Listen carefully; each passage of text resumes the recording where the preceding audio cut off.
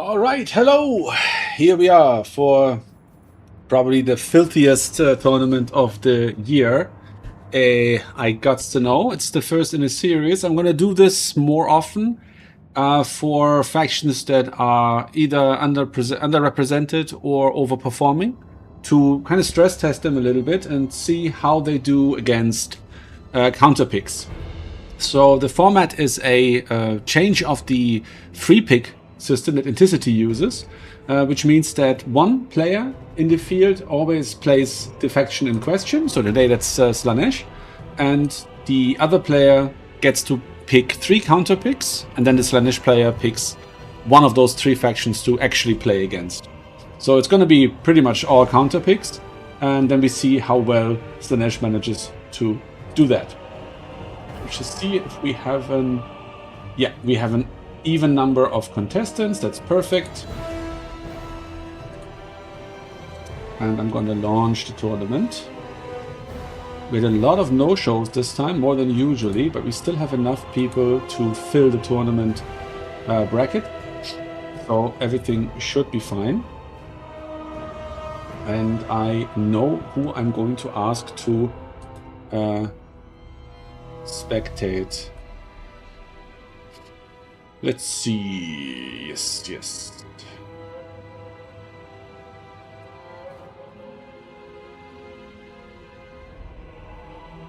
Please give me a spec slot.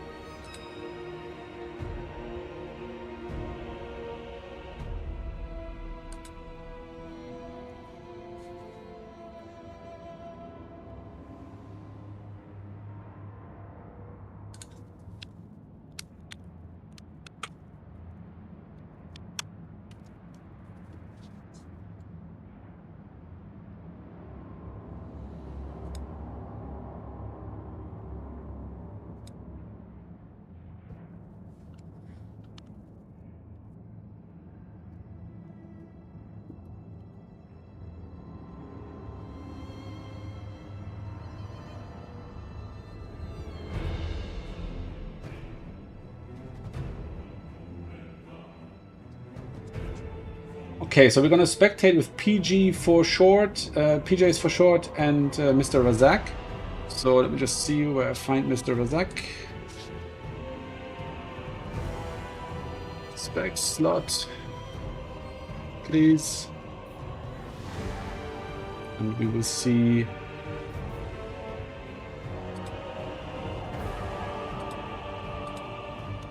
Okay, I'm just going to message everybody to clarify the rules.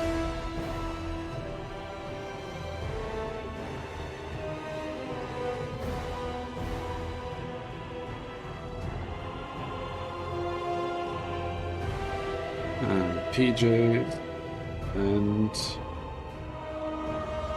attack.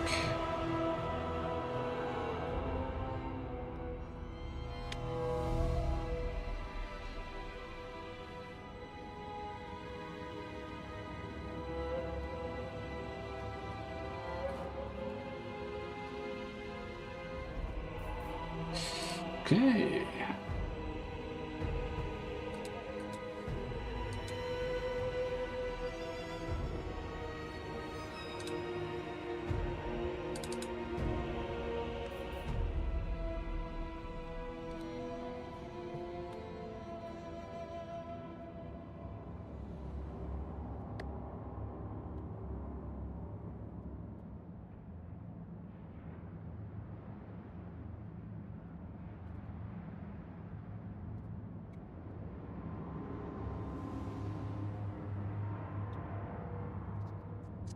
Okay, we got our spec slot.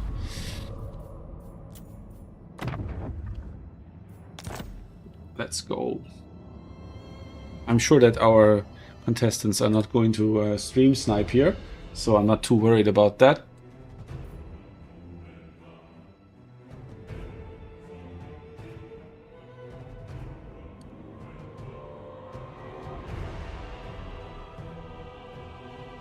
So I'm not going to block the screen or anything.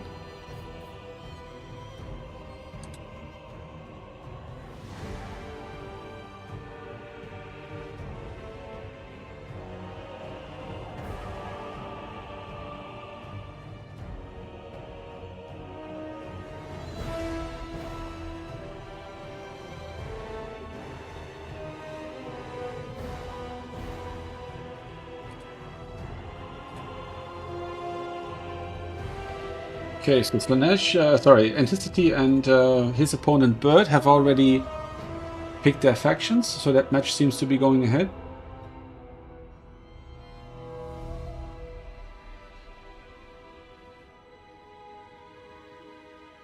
Rogue AI is playing Miracle Viking, and we have Mr. Razak versus PJs for short. And they're actually both in the lobby now, so we can have a look. Looks like... No, it's not going to be Zinj Bretonia. They haven't picked yet. So, Mr. Razak is on Slaanesh this time, and PJs is on Vampire Counts. Okay, this is going to be fun. Very interesting.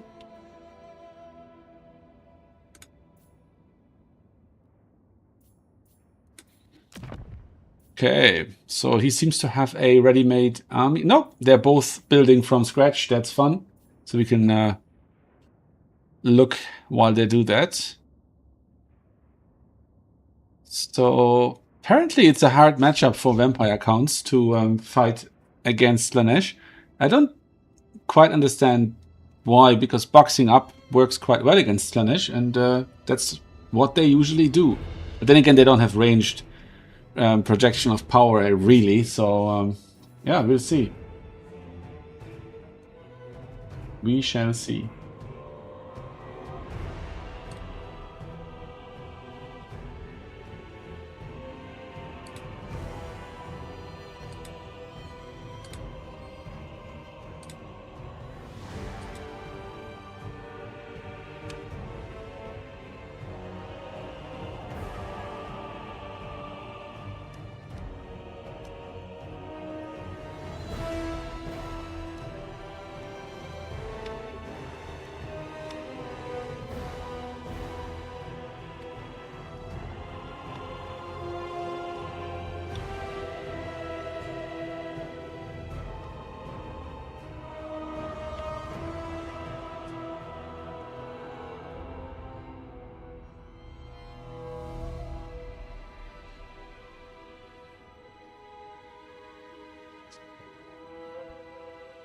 Okay, all of our contestants are live.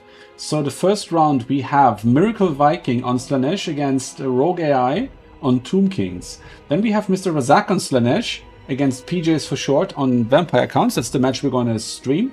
And we have Bird on Slaanesh against Anticity on Bretonia. So that's really exciting that that he let him take that faction.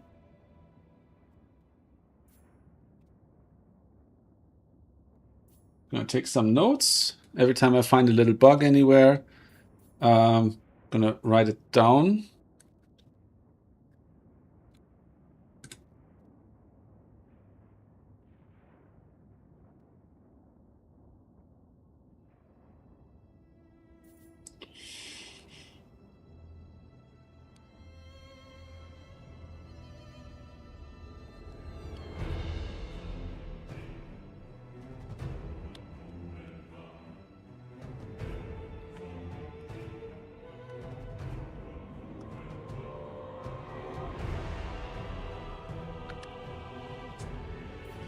Okay.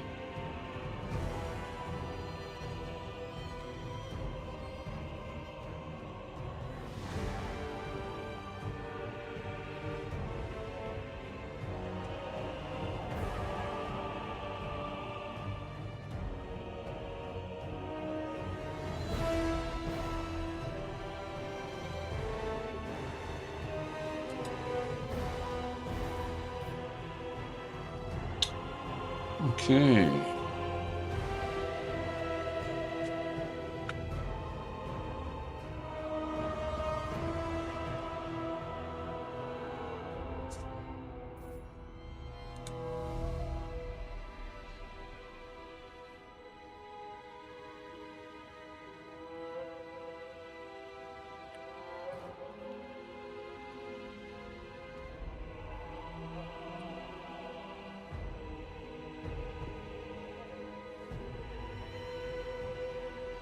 Okay, sorry, admin.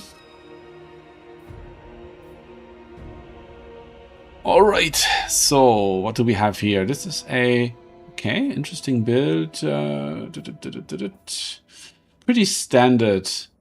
current meta build. We have some magic damage here. Sorry, some... yeah, they have magic damage, but they're also ethereal. So they're going to require magic damage to really be killed. And over here we have a... Oh, okay. As filthy as it gets, 3 Pleasure Seekers. Okay. This is very similar to the build that Anticity was using on stream the other day. Worked very well for him. But... that's good. Okay, the picker seems to be working. The players are confirming that it's working all right.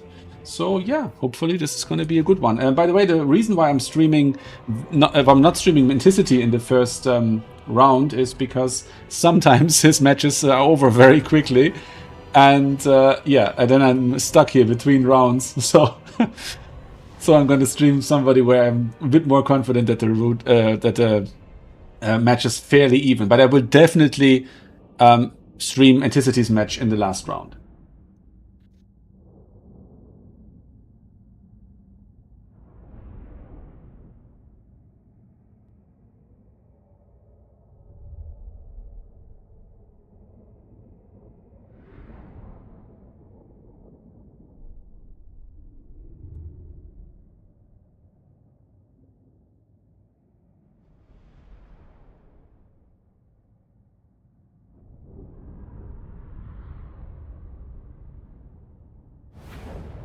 All right, we are loading in. Let's do this. Okay, so we have the absolute filth army here. We have the Exalted Keeper of Secrets with Seductive Glory, Ballet of Blows. We have Acquiescence and Pavane. All the disgusting stuff. And we have the Soul Siphon here. And over here we have the pretty standard army. 2 corpse cards, all the chaff, some Graveguard, the Tithe, and 2 horrors. We have the Lord. It's the Fungarstein Lord with the... what spells does he have? Okay, that's the Breath. We have Flock of Doom, Raise Dead, and the Invocation of Nahek. Swarm of Flies. And he does not have the... no, he does not have the Tempest. I mean, probably doesn't need it, except maybe against Furies. But it's funny to pick this Lord, and I guess they wanted Flock of Doom. Which is, of course, amazing if it hits all of these units. But, yeah, let's see how this one plays out. I'm not sure who's favorite here. Players-wise, I think Razak is a top player, so he's probably the favorite in this match. But let's see.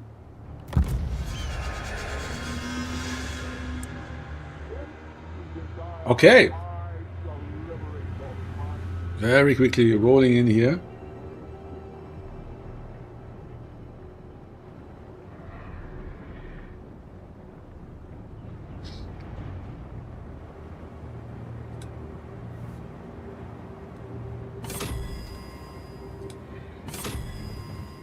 Okay, I still posturing up. So first point is captured, second point is captured.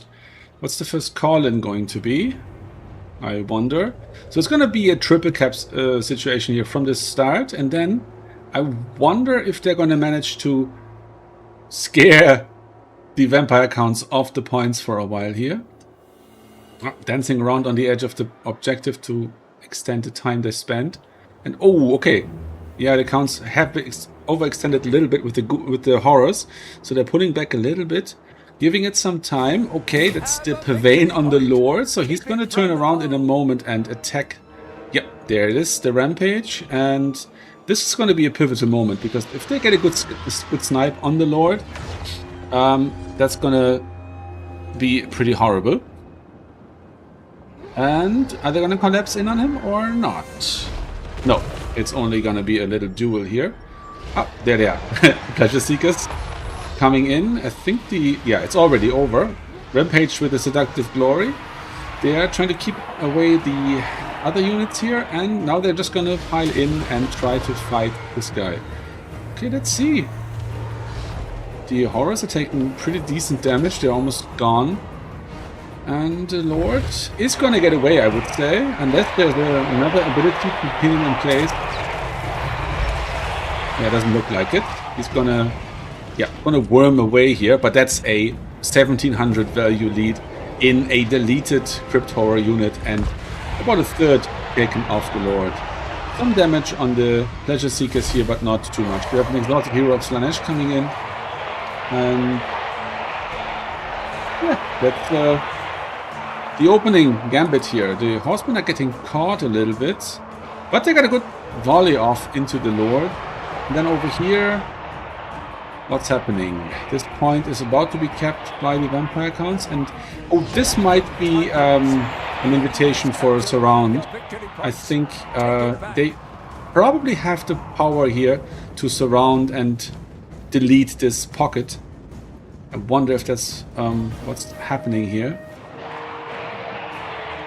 They're posturing around at the moment. Okay, the hero went in, the Pleasure Seekers went in, the Exalted Keeper of Secrets went in, and they're trying to bully the Banshee, but the Banshee got away pretty well. With magic damage on the Pleasure Seekers and on the Lord, I think. Yep, but not on the hero. And they're taking turns charging into the spear. That's not working so well. And the Vampire Counts have actually managed to get back some value. I don't know if they see their ghouls over here. Probably not, but they're moving to the left. Let's see. They need 2 capture points. Otherwise, they're going to be in trouble eventually. Maybe they're waiting for another Purveyne on the Lord. That is a possibility. Although I don't know if that's going to work with the positioning that we see here at the moment, because it's quite deep in the formation of the Vampire Counts, and I don't think that a Purveyne would do anything here. Okay, this is a nice pick here on the dogs. The Pleasure Seekers got them without much resistance. 120 value on the dogs means that they did almost no damage. And I'm not sure if they spotted the Crypt Ghouls here, but if they did, they're going to delete those guys next. Maybe that's what the Furies are for, I'm not sure. But yeah, we're going to see that in a moment. If they start looking for them, then we know that this is the case. Over here we have the Horrors getting pounced again by the Pleasure Seekers. They take such brutal damage. They really need to be on top of or behind spears to have any survivability here. There was a very nice breath attack on the Pleasure Seekers here. That's the one thing that works against these low model units. The Pleasure Seekers 32 is relatively high, better than the Monstrous Cavalry usually has with 16 models. But still, these low model count units like Wrathmongers, the only thing that really does damage to them is missile spells. And breath attacks are like technically not a missile spell, but it works, as you can see. Okay, so we're deleting a couple of Vampire Count units. The first Pleasure Seekers are disintegrating here, so they're gone. These guys need to refresh their charge. They have a massive charge bonus of 60 when they're not tired. And yeah, still a 2,000 gold value lead. But they need to break through here. They probably need to swing around and attack this position, which is much weaker. And what's going on here? Vargas. Okay, so they might get some ranged fire from the 3 horsemen that we have at this point. The Furies don't seem to want to fight them. And, oh, is this a lag? Yes, it's just lag. Okay, perfect. I'm going to keep this match going. Okay, let's see. This blob seems to be pretty good, so I feel they should swing around and attack this position here, because by the time these guys get over here, these 4 units could be deleted. And maybe that's what they're doing over here. They make it look like they want to attack the flyers, but in reality they're trying to do this. The pick on the Horrors would be a good idea. Let's see if there's anything. No, Pleasure Seekers are waiting at the moment. And despite the value lead, I don't really see Slaanesh cracking the Count's positioning here. At least not sitting over there on the far left. Let's see. Let's see what they do. Over here we have some spearmen and some zombies holding up these Hellstriders. They might leash them back, so that's a dangerous thing to do. Same here. But yep, Furies hopping onto the Horrors. Let's see how well they do against them. I don't have experience in that matchup. Seems pretty even actually, but with the Hellstriders and the Lord charging in, these guys are going to get deleted pretty quickly. I'm not sure what he's doing here, running around on that point with the Pleasure Seekers. I don't see the value in doing that, but there's probably some kind of strategy behind that. Maybe he was scouting for crypt ghouls. That's a possibility. Oh, some decent damage on the Health Riders here from the breath attack from the Lord, I assume. And what's this? A nice little slow. Okay. And Furies are probably gonna hop on the Lord here. Okay, that's the Rampage. And now, yeah, it's nice Rampage, but it's a shame that there's no Pleasure Seekers anywhere near. They're probably not gonna get that pick here. I mean, the Exalted Keeper of Secrets is a pretty decent duelist, but I think the effect's gonna wear off too soon. You'd imagine with debuffs like that, it would have a bit of a higher impact. Yeah. Oh, look at this damage! My God, he might just pull through his own units and get away. But if he doesn't, yeah, that's gonna be pretty bad. Yeah, that's Slaanesh for you. Cheesing the max out of all of these abilities when nothing else could possibly work in that scenario. Although I'm still not really seeing it. I mean, they're popping in there again. I would actually really try to get him off the ground. This looks so dangerous. Seeing him as low as he is. And yeah, the charge is broken. Now you have 3 horsemen here trying to shoot him out of the air. So no dodging there. That's very scary. I think there's a Invocation of Nehek on the Lord. He's going to be healing, but his heal cap is already at about 50% of the HP. It's pretty scary. Yikes. Okay, so the Lord is pretty down. And how are the Pleasure Seekers? We have 1. Yeah, okay. This is pretty low health, but high model count still. This one as well. 21, 25 out of 32. And yeah, we're gonna need some capture weight over here. Okay, this is actually really bad for the vampire counts. I think they should have just been happy with the 2 points they had, because this position here, if Slaanesh notices this opportunity here soon enough, is gonna be easy pickings.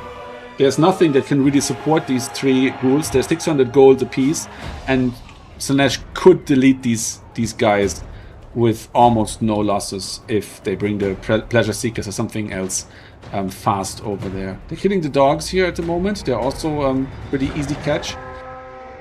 So they're farming value. They're definitely farming value, but I'm not sure if it's gonna be enough. Because just holding this 1 point is not gonna win them the battle, of course. Okay, so the first ghouls are probably dead now, or almost dead. Let's see. Yeah, pretty low. Some cycle charging with the Riders of the Mighty Serpent might do the trick. And over here we have the Riders shooting into the Crypt Horrors. Trying to bring over these Pleasure Seekers. They might actually go and attack the raids over here. This point is being held by Slaanesh. I don't see this point being captured by Slaanesh though. We see the Lord. No spells on the Lord so far. Slaanesh Lord is still fighting over there. And then now we see the horsemen attacking the Lord here, trying to stay underneath for some sniping attempt. Yeah, that would probably be an in for Slaanesh really to get this Lord. Yeah, if you're directly underneath the SE, they can't really dodge the attacks. But yeah, very nice screening here with the Banshee, which gets in the way. The Pleasure Seekers here are caught, so they're probably gonna die here. Yep, there they are, disintegrating, and the second unit is coming in. Over here, this is taking pretty long, and I think these guys are getting pretty good value. 300, and before they crumble, 300. So they got some decent value actually out of this engagement. Not a free pick as it might have been. Okay, fresh Pleasure Seekers charging into the Horrors. Or is it the Lord? Not sure what the attack order was on. And okay, they're going to be targeted here by a bunch of zombies. Looks like the charge was into the Lord, because I don't see any damage on the Crypt Horrors here. And now the Horsemen are also shooting in. Are they going to get the Lord, or are they not going to get the Lord? That's the big question here. Okay, we have the Lord from the other side. Okay, this is the end of the von Karstein Lord. Yep, did that. And yeah, let's see how this affects the leadership on the undead. We see one unit crumbling over here. Undead crumbling is pretty slow, so it's not the end of the world. But let's see, this pocket is probably going to get deleted now between these Pleasure Seekers, and the Horsemen. Let's see. Yeah, pretty decent damage on all of these units. Pleasure Seekers on top of the... Yeah, on the White King, it looks. And let's see. Yeah, might not be fast enough. The reinforcements might make it in there. The Lord seems to be stuck here. There must be some large stuff. Yeah, the horrors are blocking the Slaanesh Lord. So that might be the end of this Lord. And that's actually an absolutely pivotal piece of the army.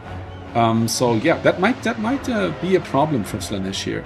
So far, we still see a 2,000 value lead. It's been pretty stable throughout the match. And hopefully...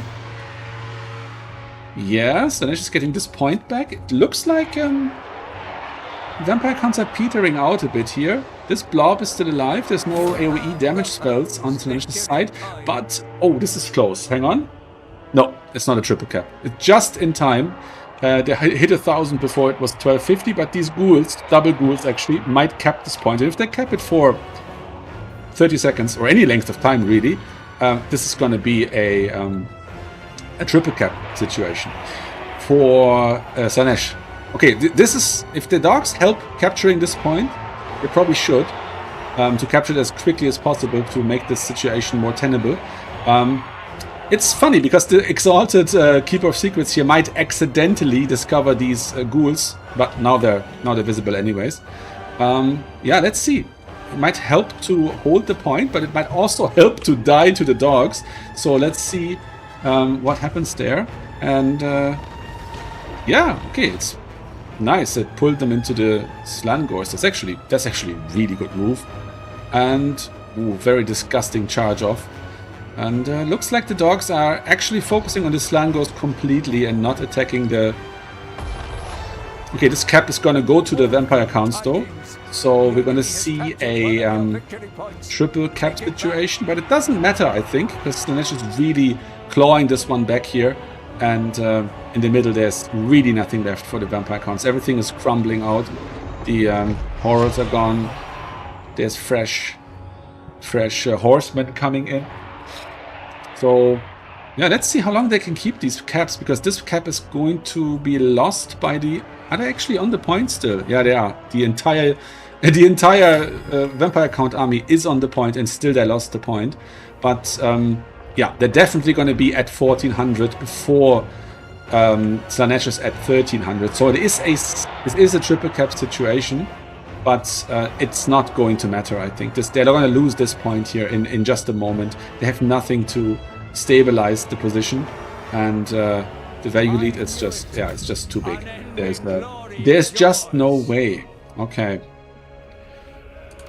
And battle. Let's look at the results. So now the next match is going to be... the return. So on the next match, PJs, who I know has been practicing Slaanesh because he beat my ass yesterday. He's going to be playing Slaanesh, and Mr. Razak has the chance to counterpick. Oh, Max is in the chat. Hi, Max. Yeah, so you would be the authority on this, and that's probably a good call. And the Pleasure Seekers do have more than 25 models, so the Yuna gets max damage off them. And because they're such an expensive unit, it's probably a very, very worthwhile spell. Do you amp the winds somehow to get the Yunas faster? You probably have a rod or something. Because usually when you have no boost to the availability of winds, you only get 3 casts of Buna. But with the Forbidden Rod or something, you can probably get a 4th cast out. Okay, let's see. 2,000 value on the Exalted Keeper of Secrets, which probably costs around 3,000. Slangors, 1,300. 2,800, 2,500, and 1,600 on these guys. Ah, Manfred. Okay, yeah. So he's charging wins when he's in melee. And what do we have here? The hero did all right. How did the horseman do? 900, 1,000, 500, and 2,000. Okay, these were summoned twice, but still, it's a really good value. Hellstrider's doing all right again. Forsaken didn't cook. The Demonettes did really well. Okay, very, very solid value. 2,500 on the Lord here, 800 on the Banshee, and just under 1,000 on the White King. Zombies, I don't even need to check. The horrors were probably... Oh, one of them did quite well, actually. And what else do we have? The Vargas were sniped pretty badly, and the dogs... Yeah, so... Looks okay. Let's check the matchup in reverse. What are they playing now? Okay, so now we have PJs on Slaanesh, and Mr. Razak is going to do what exactly?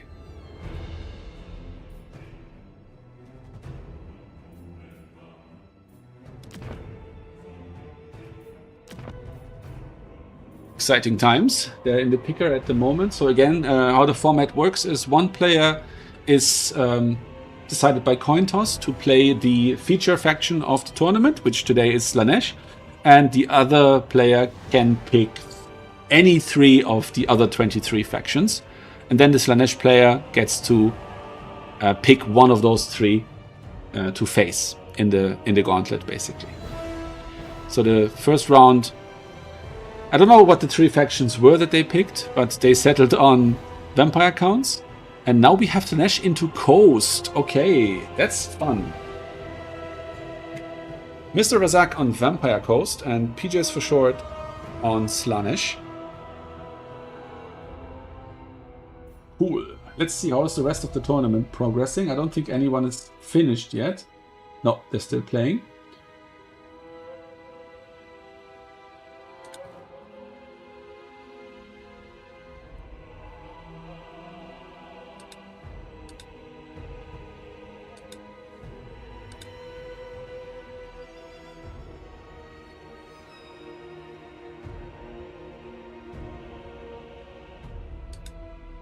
Okay, looking good.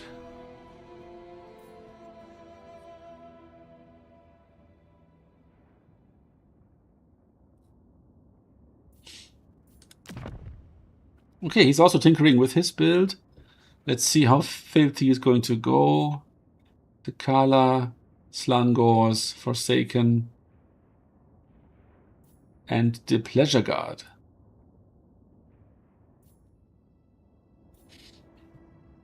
Now, what's usually quite good is, like I said earlier during the match, these 16 model count unit types. There's really no magic that's good against them, maybe except, of course, debuffs. But that might be one reason to bring them. Same with the Fiends, which are also 16 models. So it's quite frustrating for a player who's used of just Bunying or Flock of Dooming or Melkothing fast units, because yeah, do that, go ahead. It's not going to be cost effective. It's going to have an effect, of course, but it might not be what you're hoping for.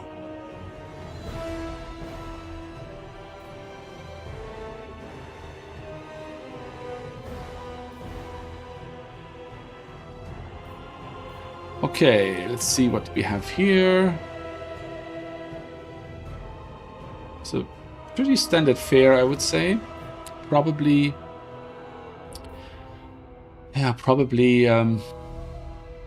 gonna box up on a single objective. It's a large map, so I'm not sure who's gonna benefit from that the most. What usually ends up happening is that the Vampire Coast can summon their pistol mobs from the Vanguard points, as well as the dogs, and that gives them an edge at the end to capture points. But then again, with Slaanesh, oftentimes it's not decided by the points, it's decided by the value. So they might just, yeah, one might kill the other before the tickets begin to matter at all. Because it's such a high DPS faction, Slaanesh, at least when they get their charges off and get into the fights they want to get into. And yeah, as I said, here's all the pistol mobs, so they're going to be featured here in this match. What's actually the unit cap on those? 5 of those, and probably 5 of those? Yeah. Okay, he didn't max out on the pistols then. Maybe he will get another one. I think they're probably one of the best units. Yeah, and the funny thing is these zombie deckhand mobs, they're exactly the same gold 4 capture weight as zombies, right? Zombies are 100 gold and have 2 capture weight, and these guys are 250 and 5 capture weight, so it's exactly the same proportion. But these guys have better combat stats. And here we go. We have the 5th hand, the 5th gunnery mob. Oh, gone again. Let's see if they're gonna actually max out the pistols. Trying to make the money work, I guess.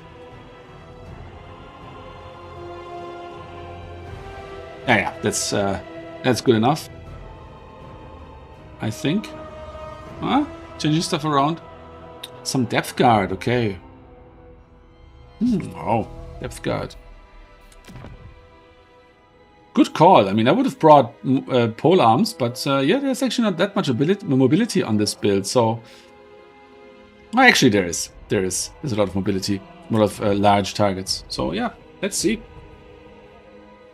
I'd say this is a situation where both players know reasonably well what they're doing, and it might just work out for either of them. I don't know actually if it's a good or a bad matchup for Slaanesh to go into Coast.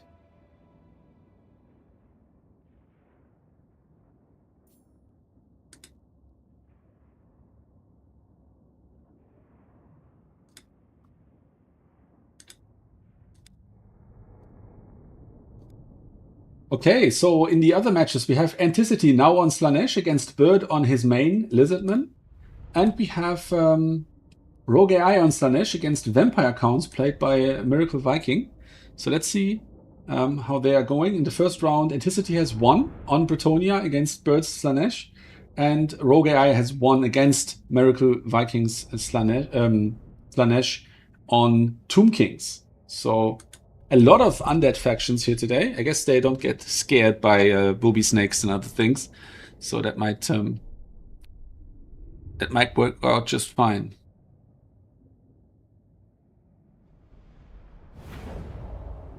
Okay, we loaded in. Let's see. Okay, so here we have the pretty standard army. We have the Count Noctilus. Oh, this matchup, I remember it from Turin's stream from yesterday or the day before. And Pleasure Seekers really kill single entities if they get a isolated charge on them. So I hope that Noctilus will be protected well here by Mr. Razak. But we'll see. We will see. And over here we have Dekala with all the disgusting abilities, and Slangos in Vanguard position. Okay. I just hope the Lord won't be forgotten now over here on the far left.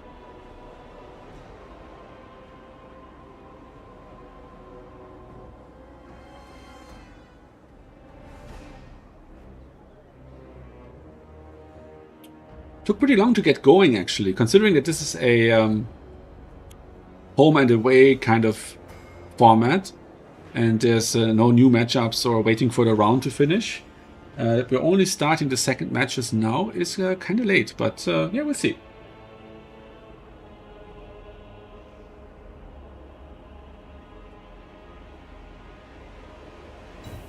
Okay, we're starting. I think one of the players has just readied up and the other one has as well. Okay, now we're gonna have a lot of walking before anything happens here. There's no home objectives on this map, so they're gonna have to slug it out over these objectives, and it seems like they're settling almost naturally onto the two outside objectives to stand in as home objectives. Slaanesh is setting up their base on the first objective, and the Vampire Coast seemed to...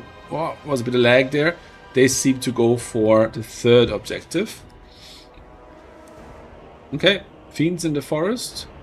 They can hide, so that's probably what they're doing. Maybe attempting a surround, I'm not sure. Although there's nothing to pounce on here. Not sure what they would try to do there. But very, very likely to see a double camp here for Slaanesh. And yeah, I mean, this is a pretty compact formation, pretty boxy. And I assume what they're going to try to do is to set up between these 2 points and box up and try to defend the position and hold these 2 points by sitting in the middle between them. If you see, like, the gap between these 2 points is only this very small area here, so they should be able to do that. And then it's just a question of getting in their reinforcements. Then you see what they did here, calling in the depth guards together with the gunnery mob, because something that Slaanesh really likes to do and can do quite well is to be in your backfield and snipe your reinforcements. That's the point why I said earlier that this is a pretty large map. So you have this issue of these long reinforcement marches. And if you have these guys here swinging around and sitting on top of your reinforcement points, they kind of force you to accumulate reinforcements before you bring them in. This was maybe overly cautious. Maybe he just forgot to summon for a moment. But yeah, that's going to be the case going forward. So I assume that they're going to roll forward here. And that was probably a shot from the cannons on the Noctilus's mount. Okay, here we have the Hellstriders with Hell Scourges trying to swing around, and some pretty heavy magic damage, and they're crumbling actually on the bombers. And now let's see what they do. Are they gonna inch forward and try to box on these objectives? Same thing here again, the gunners. And then the deckhand mob. Okay, so far, slight value lead for Mr. Razak, and pretty good damage on the Hellstriders actually. The edge of the map is over here, so this is a quite narrow gap. This is a much bigger gap, so there's some room to navigate here. Okay, I assume that these guys are going to get countercharged by the Night Terrors. Nope, they're pulling away, going somewhere else. But the Depth Guard are coming in. They don't have armor piercing, so that's probably a half-decent counter. Both are anti-infantry, and because the Depth Guard have pretty high armor, the bombers don't friendly fire too badly. Okay, we got a Mongol Haunter coming in here.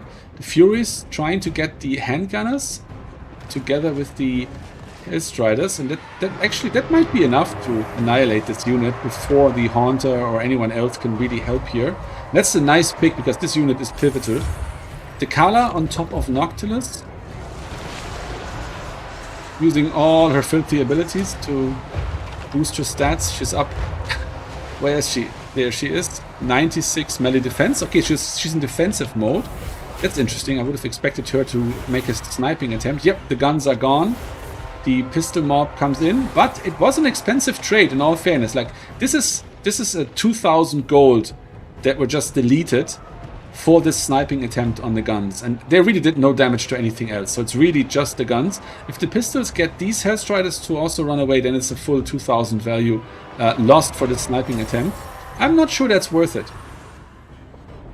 Over here we have the Fiends coming in, probably trying to snipe another ranged unit here. But, oh, okay, so the Hellstriders have not given up. They're trying to maybe get the bombers or something else. They might be countered here again by the Night Terrors. Recharging the deckhand mobs, okay. Yeah, well, they're anti-infantry, so they're doing decent damage on the charge. But they're getting recharged now by the Haunters here, by the Night Terrors. Over here we have the Pleasure Seekers coming in. And immediately getting Melkoth. They're a perfect target for Melkoth. And not looking good for Slaanesh, I must say. I think the Kala should have been more aggressive here and used the dance to increase melee attack and try to snipe the Lord. I'm not sure. The Haunter here overchased, sitting at the edge of the map after following some Hellstriders. And over here we have the Fiends, and they're gonna get countercharged by the Mongols, which have the Frostbite attack, so they're gonna slow down the Fiends to 64 speed. And yeah, I think the Fiends are gonna get nixed here. They're pretty strong, but when they get charged, they can be defeated. It's not impossible. Pole Arms getting on top of the Hellstriders. Tekala, well, she's fighting a good fight here against pistol bombs and bombers. That's exactly what she wants to do, but still under high melee defense, not doing any damage. I think that's misusing her, if you ask me. I think she's more of a glass cannon than some kind of bulwark that you stick in there to just last out the battle, because she's not really keeping anything important busy here either. Okay, Pleasure Seeker's almost dead. That's didn't actually see what happened there, but that's rough. So the Mongols still on top of the Fiends, Deckhand Mobs, and the Dogs. And there's probably going to be some kind of summon. This is the danger of being so deep in the backfield. Now we have these handguns coming out, and if they don't get charged immediately, they're going to do so much damage to these guys.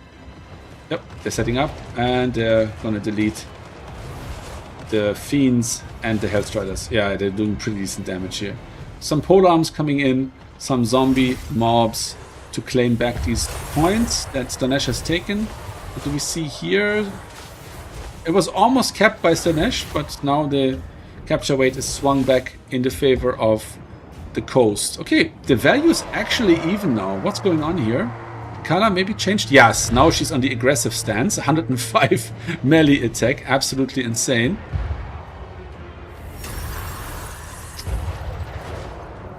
And what do we have here?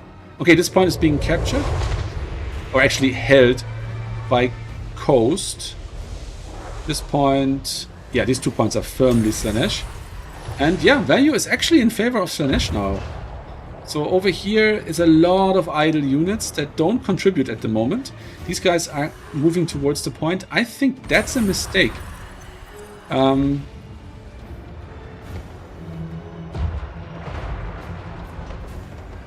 think that's a mistake. That's usually... it's a mistake I make a lot, and I'm really trying to wean myself from, is to at the same time try to value trade and to worry about the points. We're getting there. Right? We're getting to the point where the points become a problem.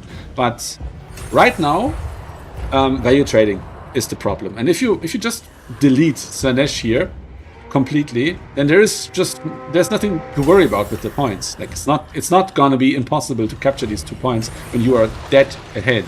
So yeah, crazy that Slaanesh is still in the points lead when there is like virtually nothing left. The Kala is still there, but she's fighting pointless fights against the Haunters here. The Hellstriders are not going to be able to defend the points here. Getting onto the handgunners, the pistol mobs actually. They're going to hit... yeah, they're probably going to hit 1,000 before... No, they're not. No, they're not. Okay, so yeah, this is not a triple cap. If it stays the way it is, the coast is going to win, because they're going to hit 500 before Slaanesh hits 1,000, especially if they're going to cap the 3rd point here as well. So that was a very timely capture here. We're going to see how close it is going to be. It's probably going to be something like 520 or something to 1,000. Okay, the Haunter is back on the Kala. Kala is on top of these handgunners, disabling them more or less, but not killing them fast enough. She doesn't have, like Anticity said earlier, they don't have the DPS to really delete a whole unit of infantry. And yeah, that's probably the end of it. I'm expecting a tap out. Yeah, you see it, 1,000 exactly when the triple cap happened. So yeah, this is completely lost for Slaanesh.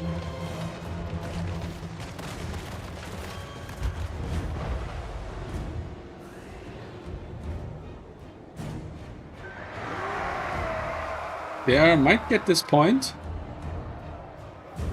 Well, it's very decent damage on the Slangos. They might actually even break and rout here.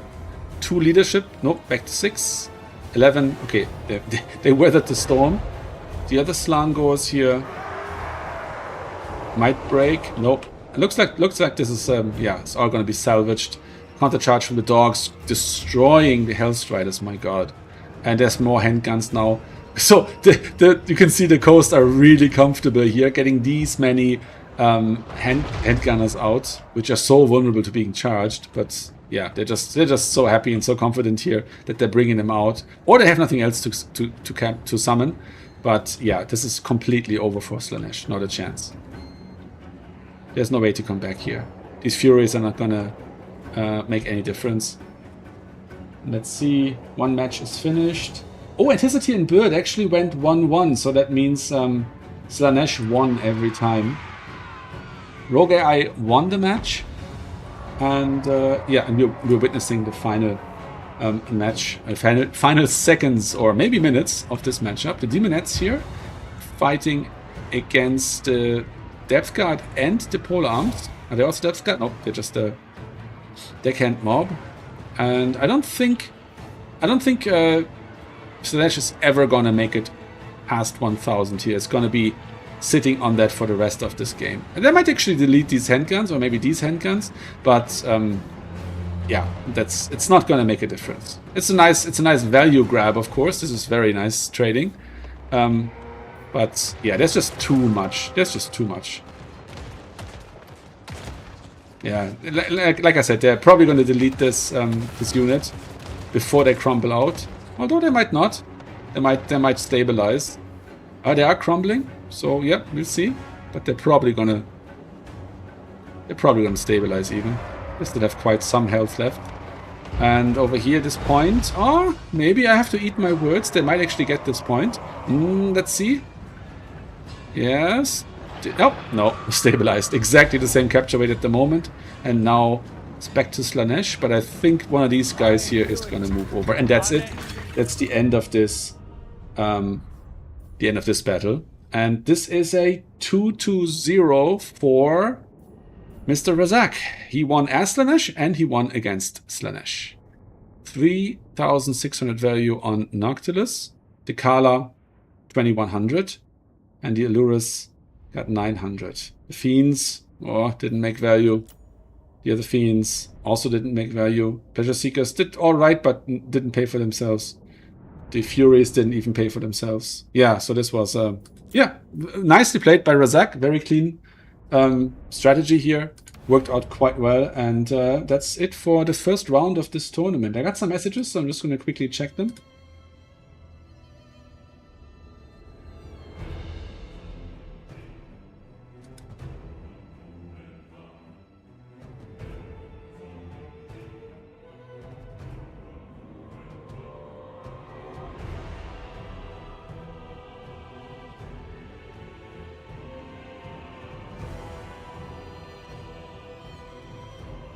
Okay, let's see the messages real quick.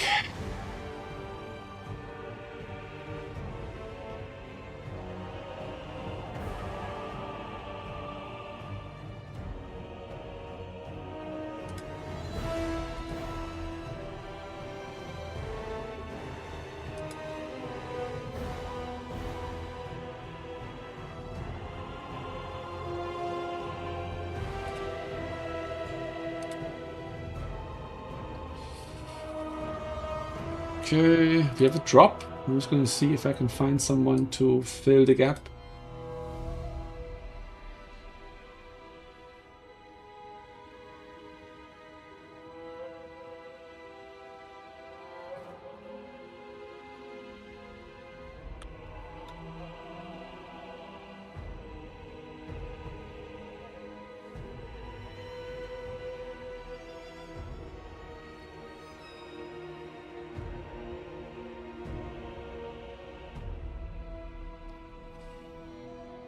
Okay. I wanna watch.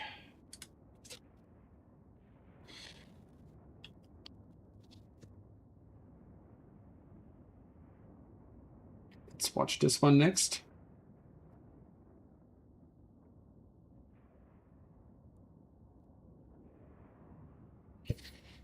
Okay. I think it's this. Maybe it's this.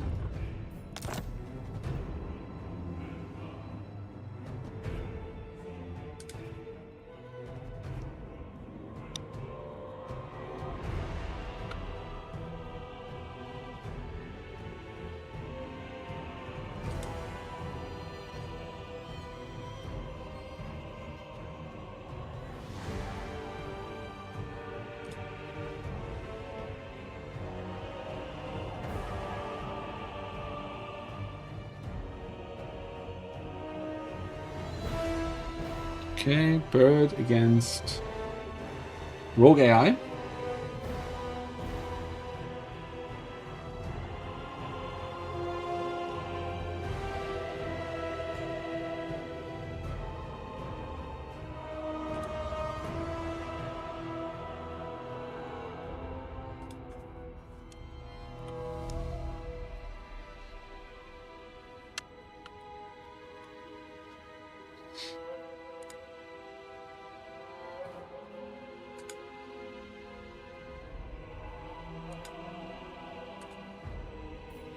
I might actually hop in and play the next round if we have no other player.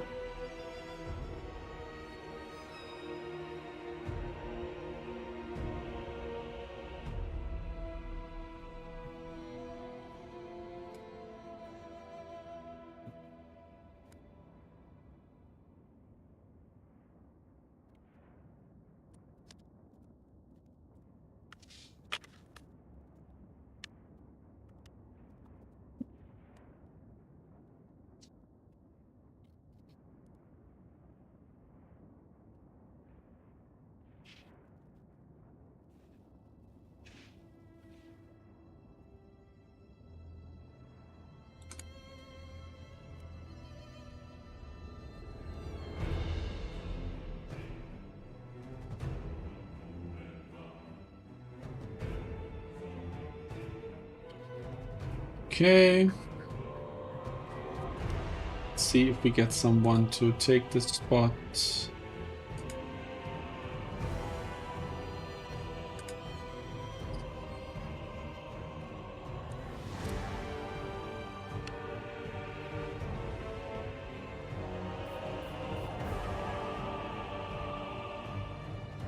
Okay, still waiting for rogue AI.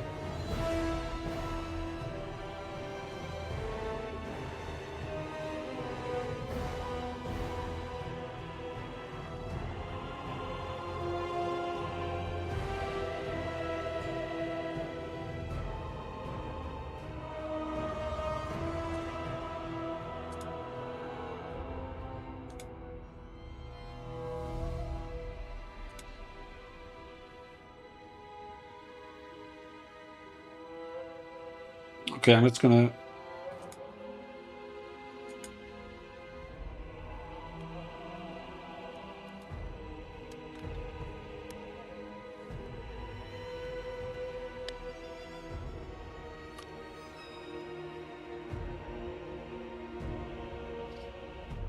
Okay, I'm gonna hop in here, leave the lobby, and check myself in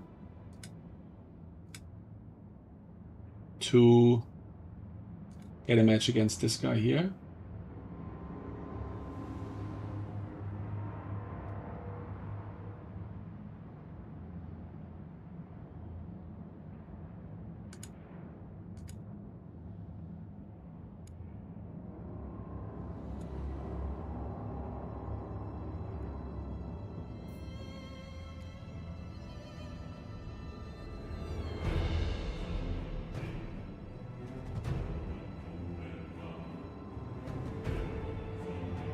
Okay. Let's see.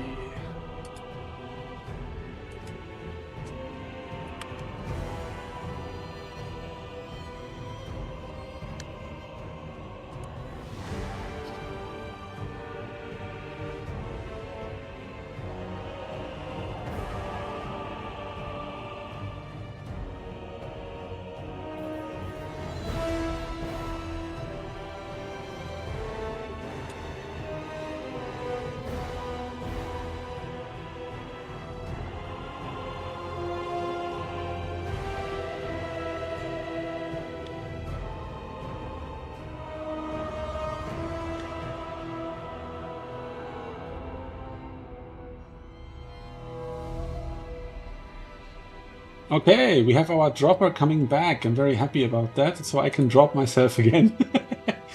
Where is he? There he is. I undrop him and match him into this match here. Replace myself with him.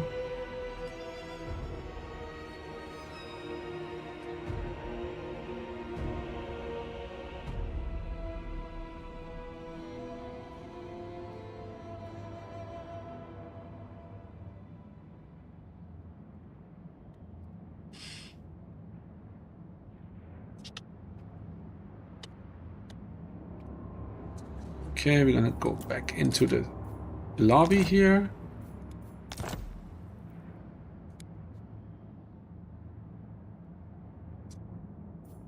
I hope he lets me back in.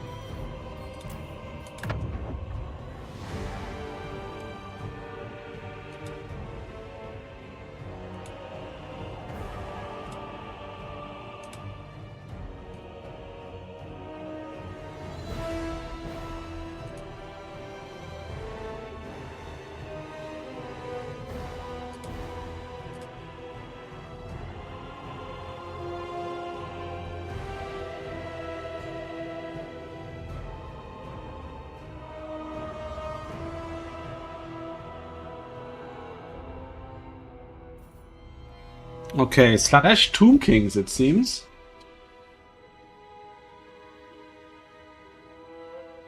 Not sure why we have a bit of an error here. But everything should be fine. They're picking at the moment.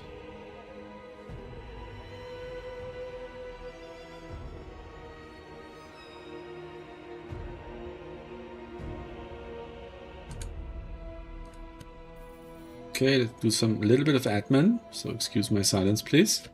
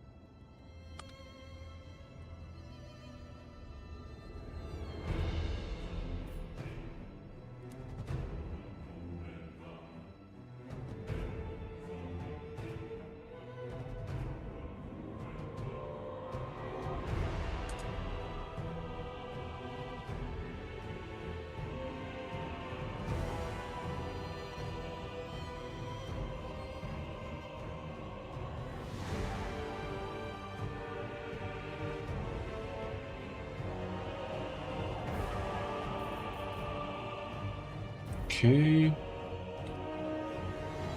All right. Everything seems to be working out right.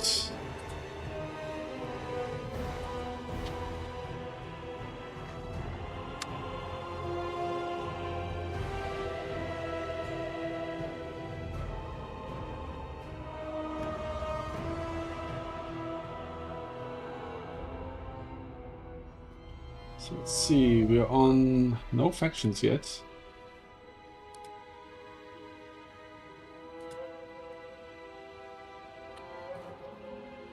Okay, we need to contact these guys.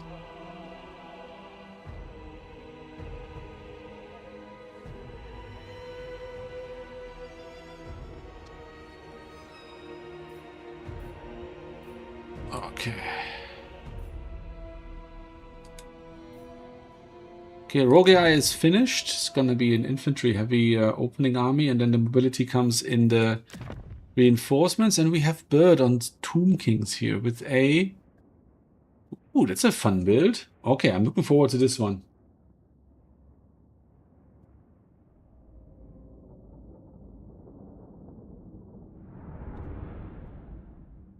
And it's always nice to see Nkari.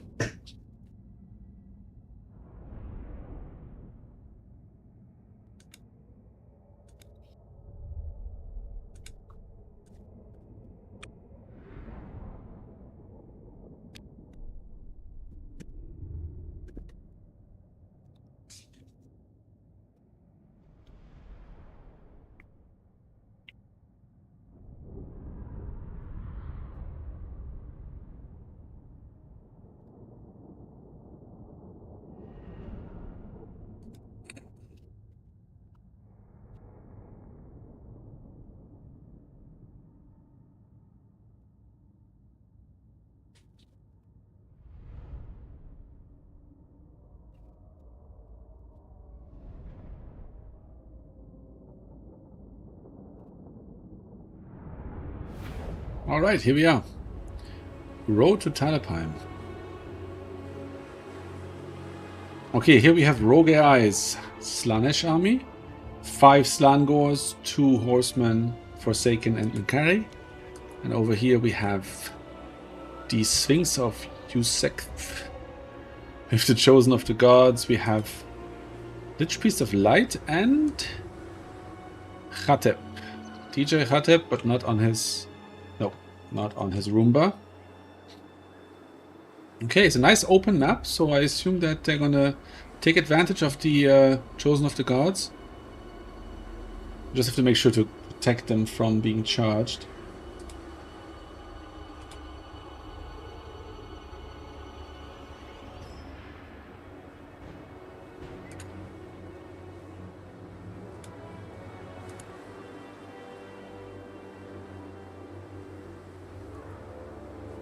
Okay.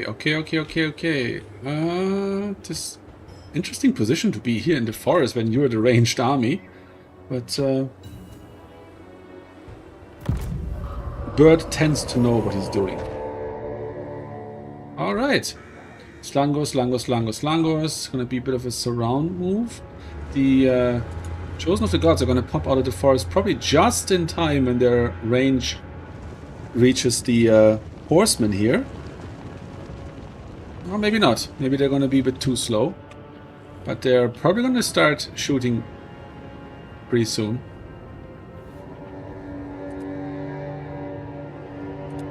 Okay. Looks alright.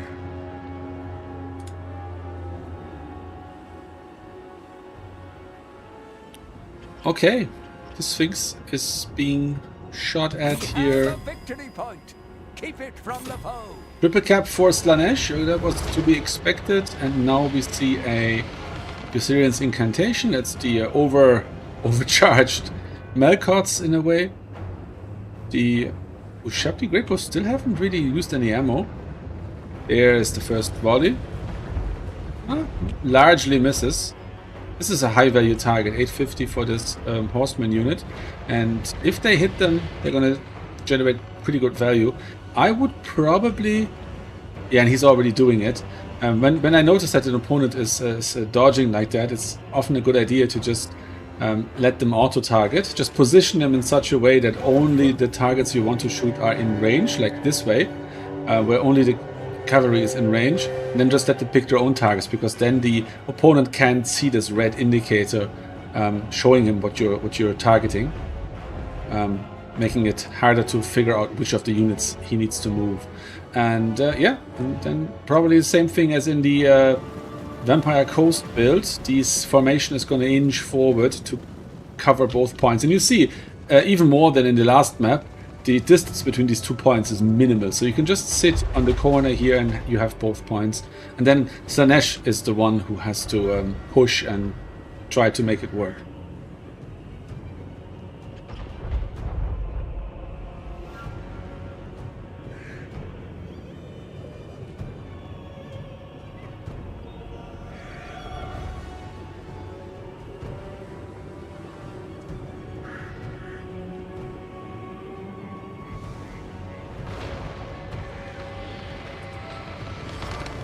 Okay, another hit. They're taking some damage now. Anything? Okay, 2 Hellstriders coming in. It's the anti-large ones, so they don't have the best targets at the moment. But we'll see.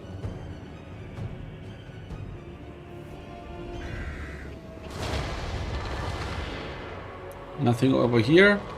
Posturing, trying to surround, I guess.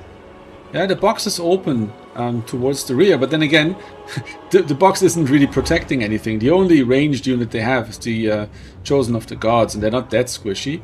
So the collapse might serve more to be a micro tax rather than really getting to any juicy bits, because the only juicy bits this build really has is the Lord and is the Chosen of the Gods, and they're not that squishy.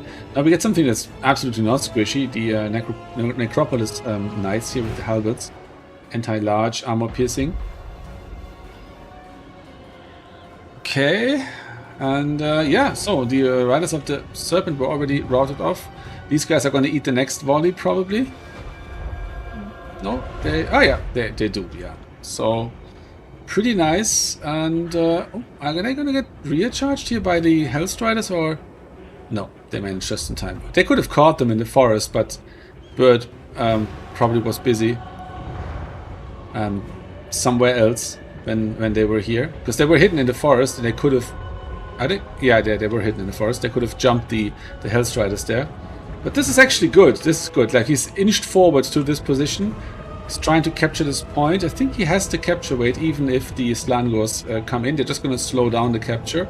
And now he's boxed up a little bit more. So what he can do now is can save up money to get something to come in here. And I'm not sure what Slaanesh is waiting for in terms of resources. I was just going to say, they're probably going to turn around and shoot something over here. And all of these are decent targets. The Slangors are quite expensive. They're reasonably squishy for infantry. So anything that they can shoot, it's probably worthwhile shooting. Boxing on these 2 points. Capture weight is safe. And Slaanesh is over here in the... Okay, so we have Pleasure Seekers coming in, more Pleasure Seekers coming in. That was what they saved for, and now they're charging. So now what can happen here is, as soon as they commit to the fight, the Tomb Kings can call in their own units here and charge these guys in the rear. With 2,000 gold in the bank, there is quite a lot that they can call in. And we have the Sphinx of Yusef counter-charging the Hellstriders, hopefully not overextending, that would be rough. And we have the Pleasure Seekers here. We have spears, and we have the anti-large guys here. Oh, if they get the charge off without the counter-charge, that's rough. Let's see how that one ends up working out for the Tomb Kings, because they got the charge off and the Pleasure Seekers did not. So yeah, that's free damage, free real estate, as they say. And I think they're probably going to wheel around and attack these Pleasure Seekers next, which have just annihilated these Ushabti. Same thing as the Crypt Horrors in the last match. That's rough. This is a great match for the Necropolis Knights. Oh, recharging the spears. Maybe they brace in time. Oh, and it. Okay. And now the Ushabti Greatbow are going to shoot them, and the spears are probably going to saturate in as well. And I guess the Furies are going to dive onto the Ushabti Greatbows. Okay, this is sorted. Oh, this is rough. This is rough. The Sphinx must have been countercharged by the Pleasure Seekers, which are fantastically strong against any kind of SEs if they get an isolated engagement, and that seems to be the case what just happened here. We have the Necrotect and the Necropolis Knights here. They're probably going to eat a heal from the Necrotect. Oh my god, the damage. Look at that damage. Ooh, and they're not even doing any damage back. Nothing. Whew. Okay, that's rough. This point taken back by Slaanesh. Maintaining their value lead. We have these units. Well, they should win against Slangors. Ushabti at least. Is it the summon? And this is also favorable engagement for the Ushabti. Okay, they actually killed the units before they got defeated. And here we have the Necrotect fighting Inkari. The Vambraces of the Sun having some impact probably, but not hugely so. And not sure what's happening here with the Hellstriders. They seem to be going for the Horse Archers. Okay, that was pretty even, I would say. Yeah, value-wise it's 1,000 difference. 1,000 in the plus for the Tomb Kings, but at the same time The capture weight is the opposite, so there's more tickets for Slaanesh, so that kind of balances things out a little bit, but it seems to be going the Tomb King's way, if I'm not mistaken. So I would say the Tomb Kings are going to win this from what I'm seeing right now. So what's the value on these guys? Oh my god, 93. Yeah, they got really punished. So Nkari is probably quite survivable here because there is no fast unit that can really catch them.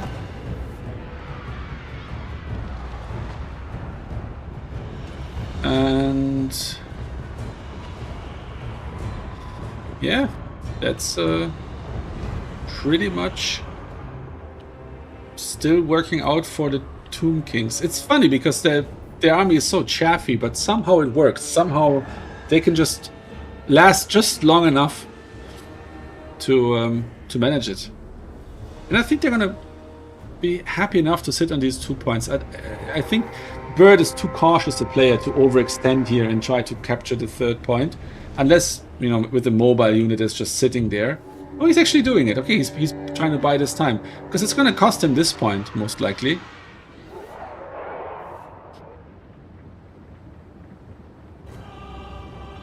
Is that okay? Invasion of Vengeance. That's a great spell against this unit. Very good value. We have Slaanesh coming in here. And yeah, he's triple capping. Seems to be working out. Yeah, there's already no steam left for the Slaaneshi forces. The incantation of Vengeance here really good against Pleasure Seekers. Took a good chunk off them. Nkari for the first time taking serious damage. That must be laser snakes. Yes, yes it is. Okay, yeah, they're fantastic. They're fantastic. Their ranged attack and their melee attack are both really good. So that's yeah, that's very good. Okay, these 4 units captured this point. They're coming back now to join the central position between these 2 points. This is just a bonus point for them. Triple capped, and I expect that Rogue I will tap out soon enough here. Another Pleasure Seeker coming in, resummoned with 1388 already on the clock. Yeah, now it's all about trying to get isolated engagements and clean picks, and if they can do that, if they can kill units without losing anything, they can actually scrap this back. There's still time. They still have the ticket lead, but yeah, it's going to have to be played very, very cleanly. Like tidying up these guys here would work. Let's see if they get the charge on the. No, they get another net, and that's just rough. Very good net play. Like the nets that I've seen used here were really pivotal. They really made a difference in many cases. Whenever I thought, oh, this might go actually well for Slaanesh, nope, there was a net. So yeah, they're not even going to get the point back. It looks. This one might go. Yeah, this one might go back, and that's the thing, you know, like this is the situation Bird created here by taking this 3rd point. When it was opportune for him. Now he's created a 3rd engagement, 2 units fighting over this point here, when they could have just moved away and done something more useful.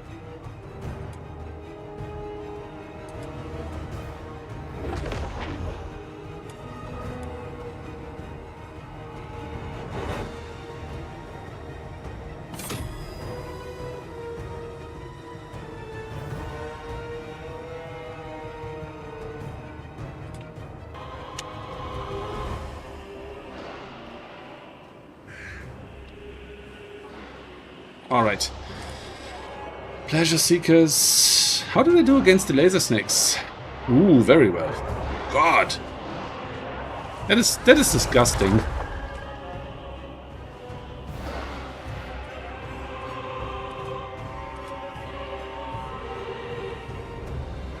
Okay.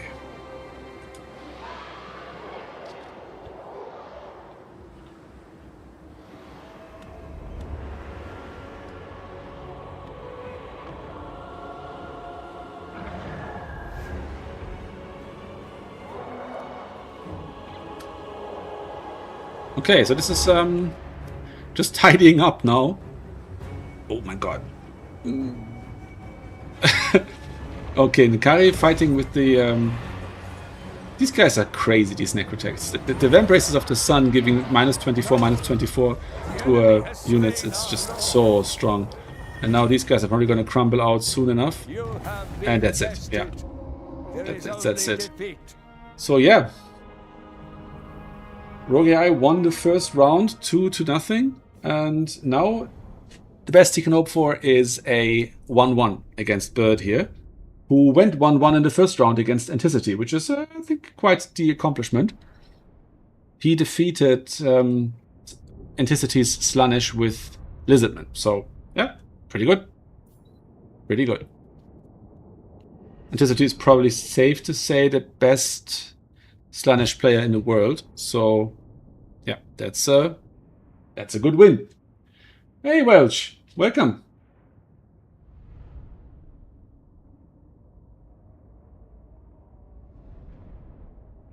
And Popet is also here. Yeah, you first round Anticity actually played Bretonia, so that was quite cool.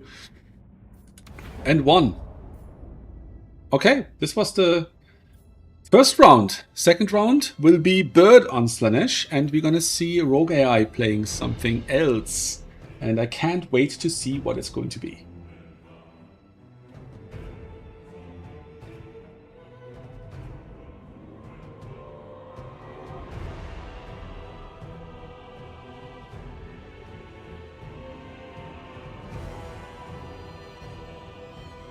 Gonna answer a message real quick.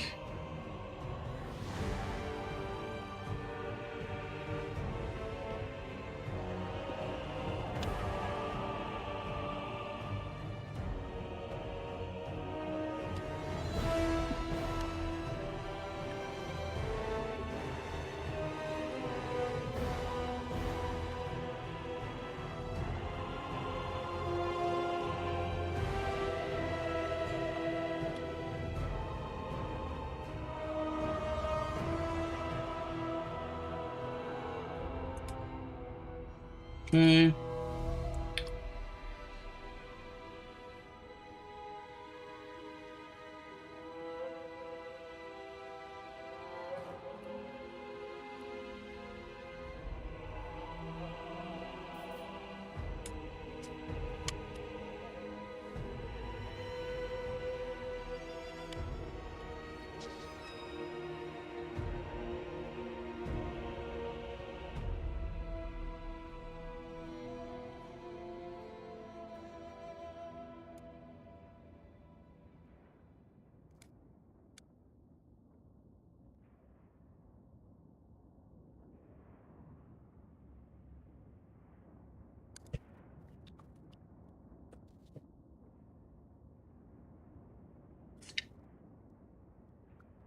We have two late joiners, Monty and Kane.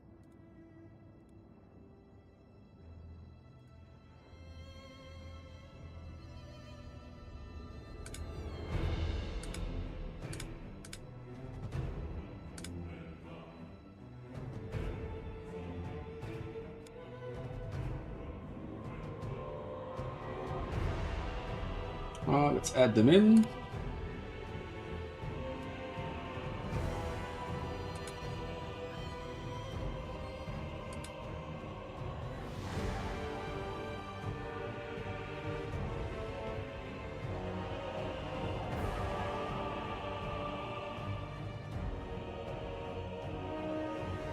Okay.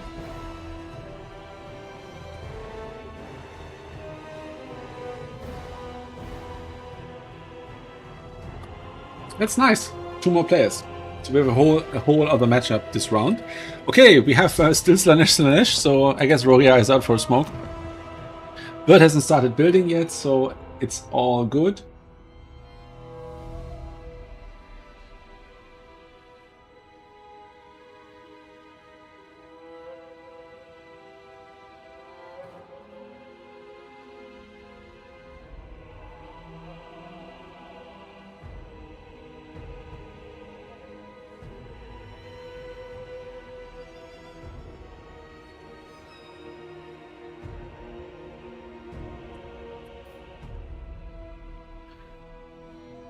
Okay. Nice. Okay, so far Bird has won against Rogue AI and Intensity has won against Mr. Razak. Intensity was probably on... I don't actually know. Was he on Slaanesh in the first round? We see Chaos Dwarfs. Okay, that's really cool. Chaos Dwarfs, very elite build it looks. Yeah. Okay, heavy duty. Interesting. So yeah, let's see if that's the build he's actually going to bring or if he's going to change it around. Hey. What are they playing? Counts. Okay. Alright, so we have Slaanesh against Chaos Dwarfs. We have Slaanesh against Bretonia. Intensity on Bretonia again. And what are Ponty and Kane are going to do? They haven't picked yet. Okay, Bird is starting to build. Chaos Dwarfs have changed their build. Fell Castellans, okay. Alright, this is fun. This is fun.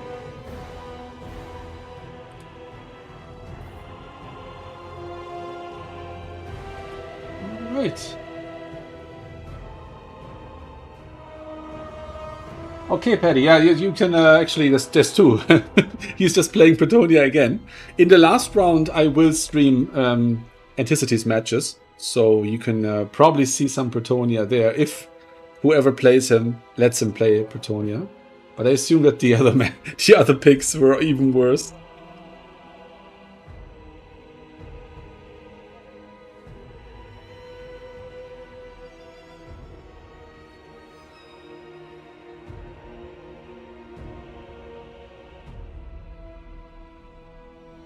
Okay, what do we have here? Another Dekala build.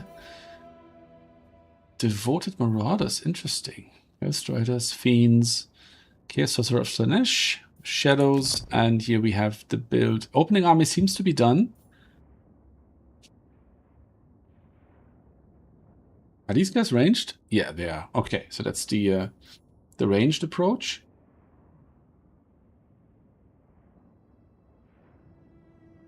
Oh, I see. These guys, they take the unit caps for both the bows and spears with raiders. That's rough.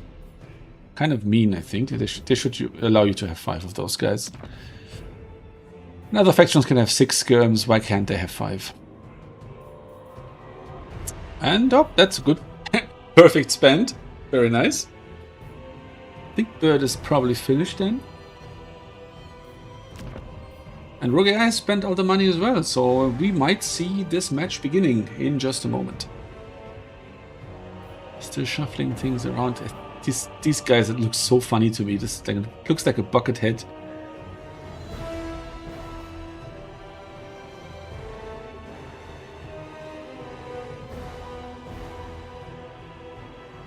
Okay, I think we're about ready here.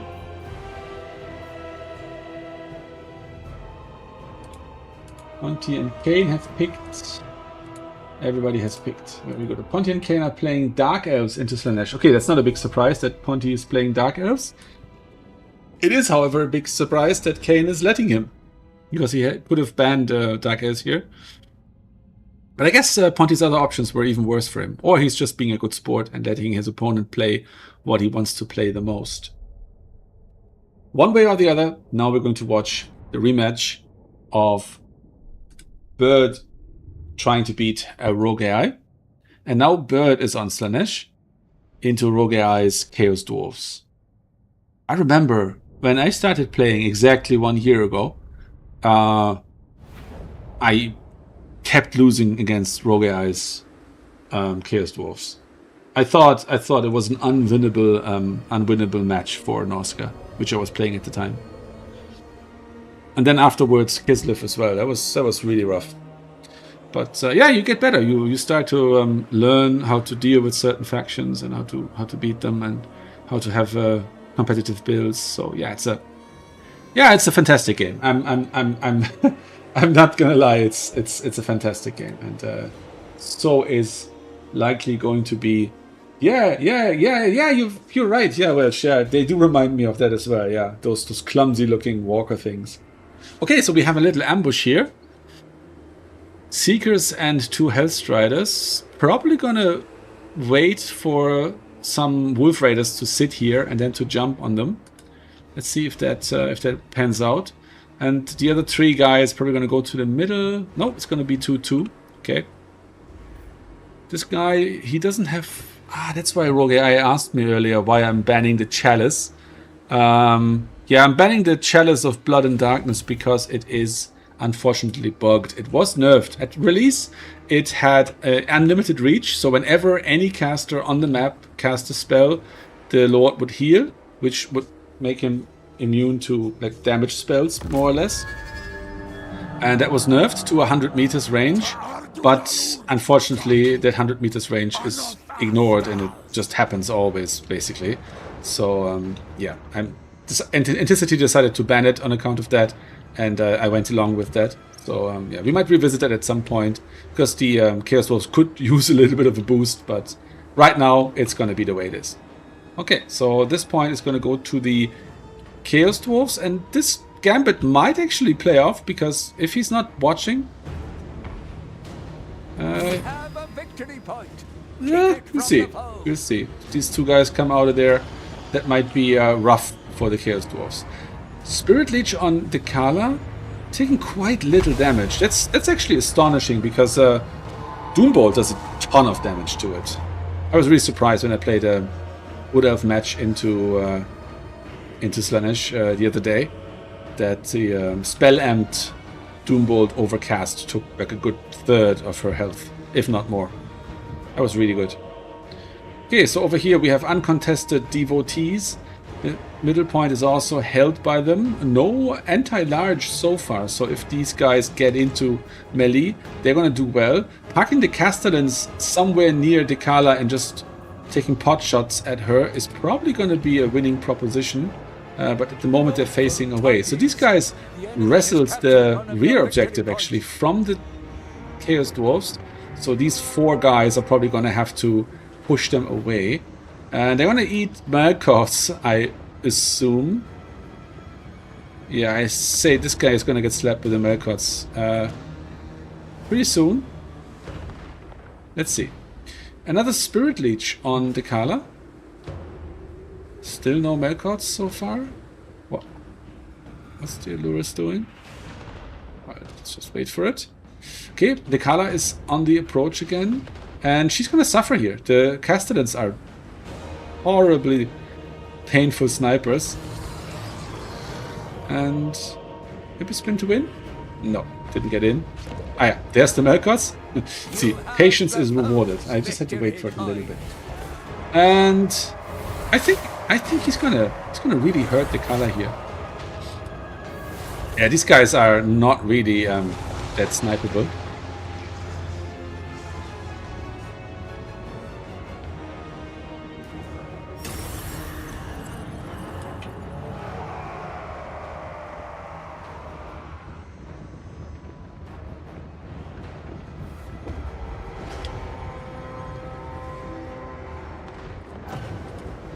Okay. PJs and Miracle have finished their first game as well.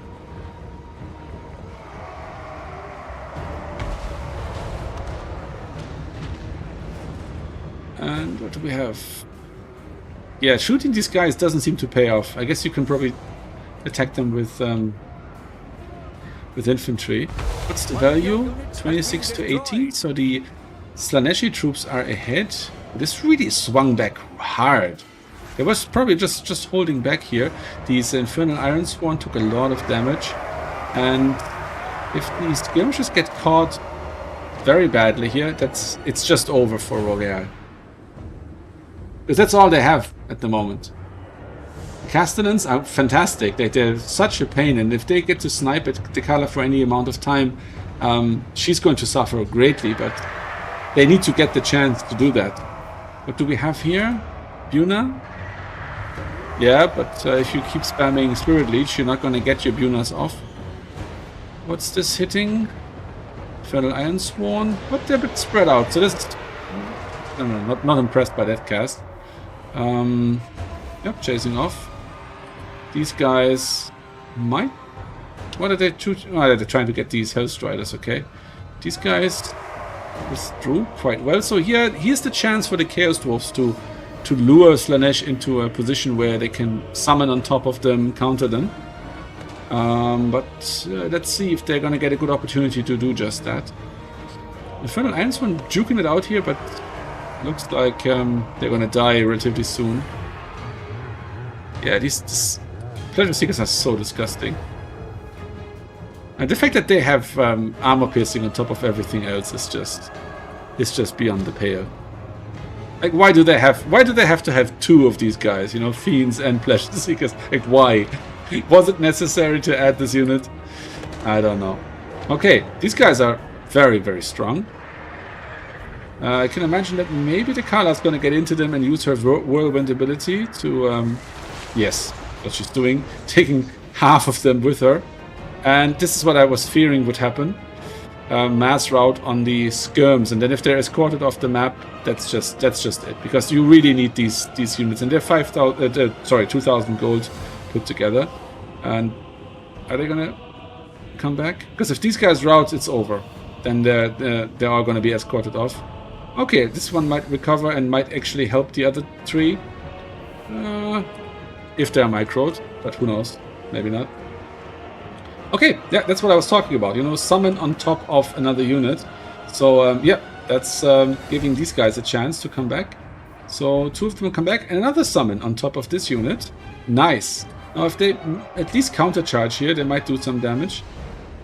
And what's this Cav micro here? Ah, no, they got the charge off. That's unfortunate. So they're gonna die to the Hellstriders. Over here, the Lord is slapping another Spirit Leech on the Kala. The Infernal Castellans finally broken by the Chaos Sorcerer. And over here we have another Hellstrider coming in. Yeah, that's such a limiting factor for Warriors of Chaos that they can only bring 4 Hellstriders. But I think Slaanesh has a higher unit cap there. I'm actually not sure. No, it's probably still 4. Alright. And yeah, 3 of the skirms coming back. Value is 2,500 in favor of Slaanesh. Slaanesh has a triple cap. They're very, very comfortably in a position where they will win on a single point.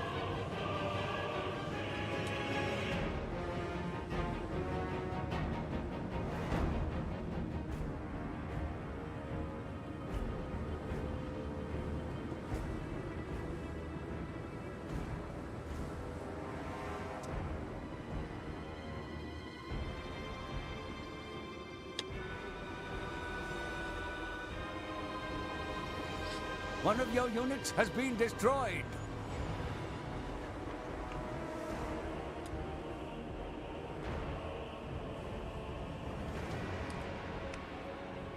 Okay. Okay, coming back a little bit here.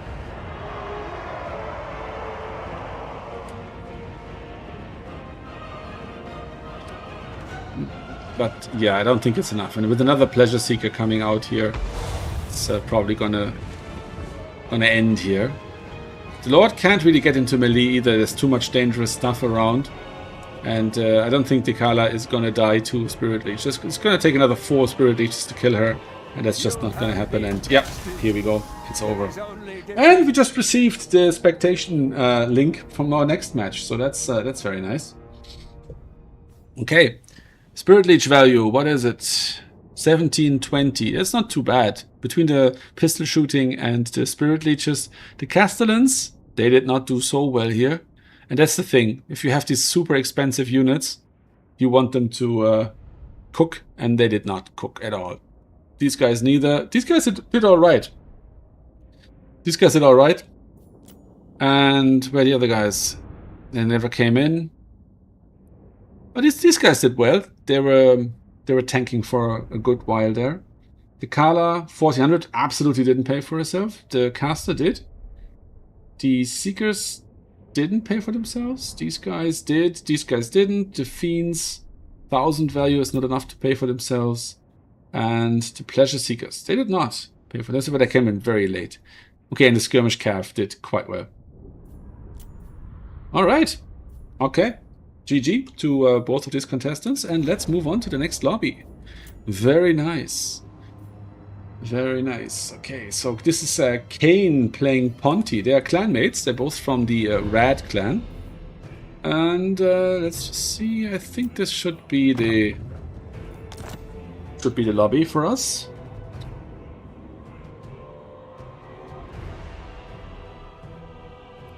Okay, it's Nurgle against Slaanesh. Ponty is on Slaanesh.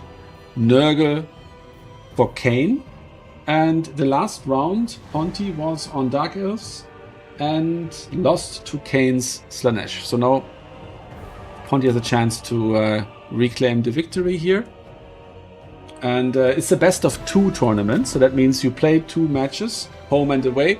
And if you win both, then you get a Swiss point. And if every player wins 1, then it's a draw and everybody gets a half point. That's what happened in the first round.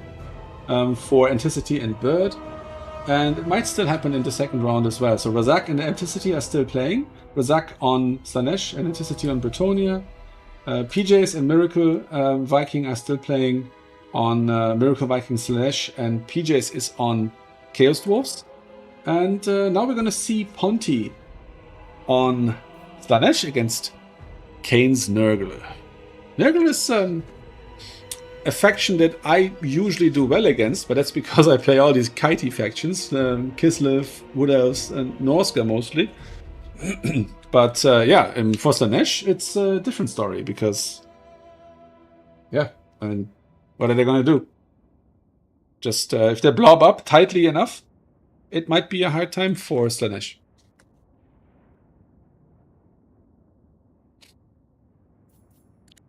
I don't know how much experience Ponty has in playing Slaanesh, but he had this build ready. So, War Shrine, okay. What does the War Shrine do? Can I look it up somewhere? Giver of... No, can't pick it. That's too bad. We'll see in battle. Okay, Kane is building here. Going for the heavy duty stuff. What can you do with 350? Oh yeah, an Nurgling, perfect. And now the reinforcements. Furies. Angels of Decay are an auto take. For me, they're more of an auto take than the Rotting Riders. Because they can get such obscene value.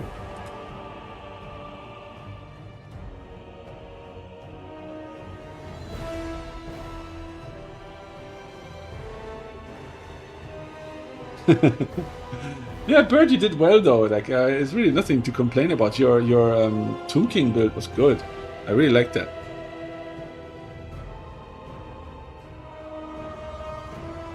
Okay, buffed Tamercan and a, yeah, obviously the.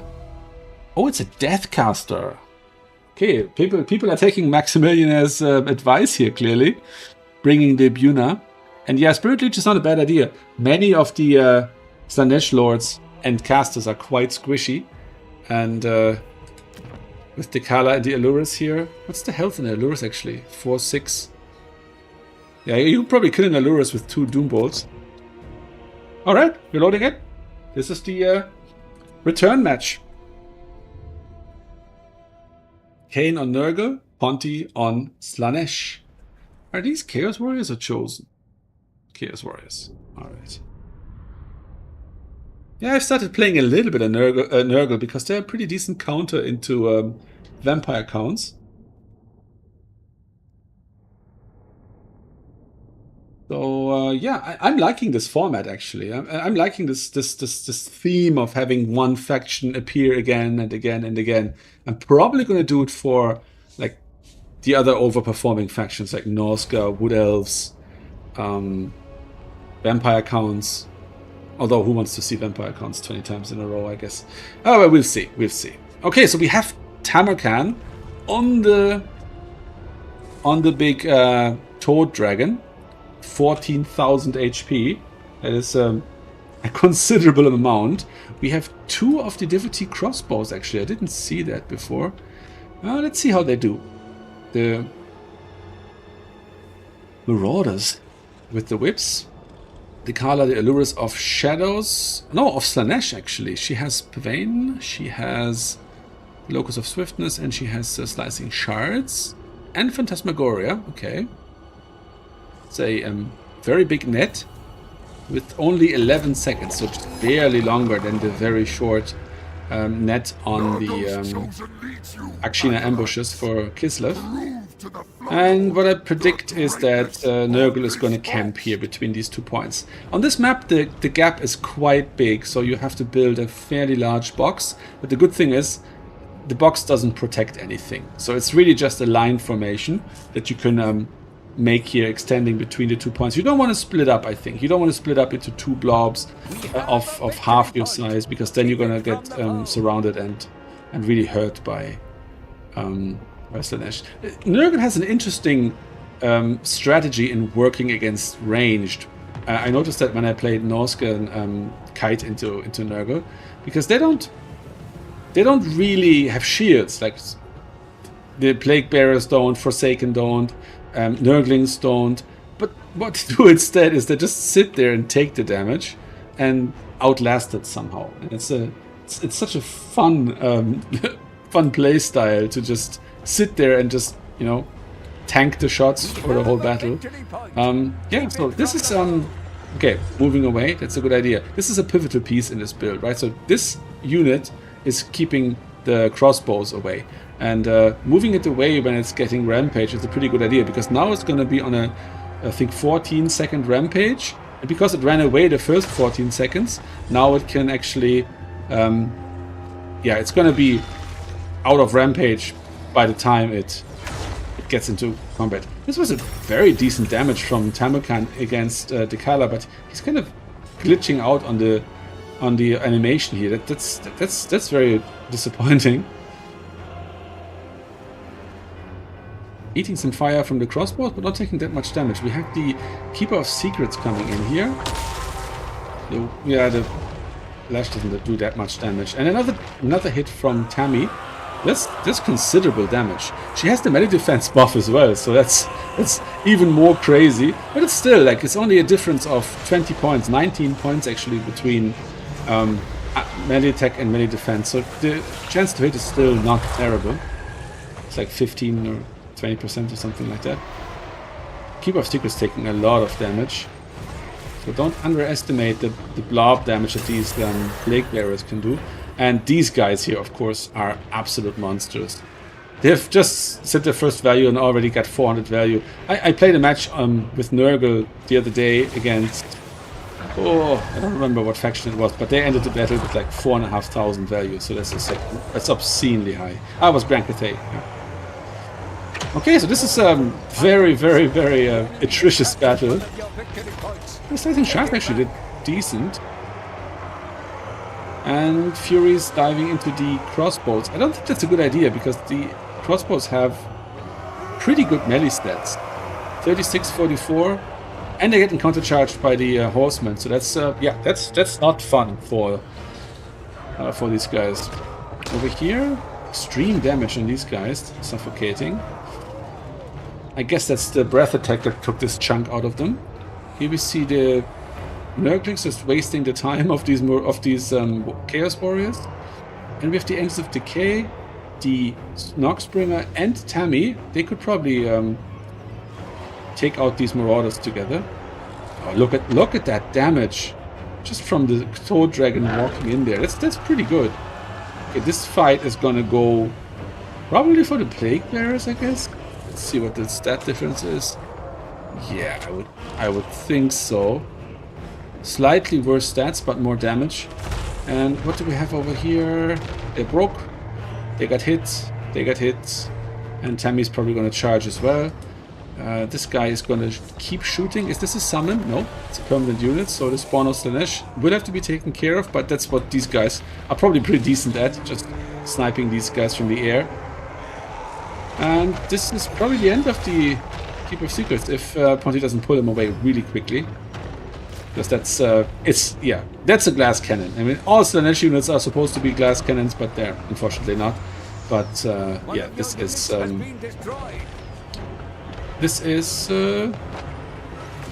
not a winning proposition by any means. Okay, and now the Angels of Decay are gonna snipe Nikala, I assume. Let's see. Oh, the Spawn are chasing the Noxbringer here. Okay, that's the end of the Keeper of Secrets, and I think Nikala is gonna follow suit here. Yeah, she's quite low, and Tammy's gonna slap her one more time and she's dead. Slicing Shards doing good damage here. How much is that spell? Where's the caster? Is the caster still alive? There. Slicing Shards. 12. Oh, okay, that's not that great then. That's was a pretty expensive spell. Okay, she's still alive. Hit her. Somebody hit her. Okay, yeah, that Spirit Leech is probably gonna end her.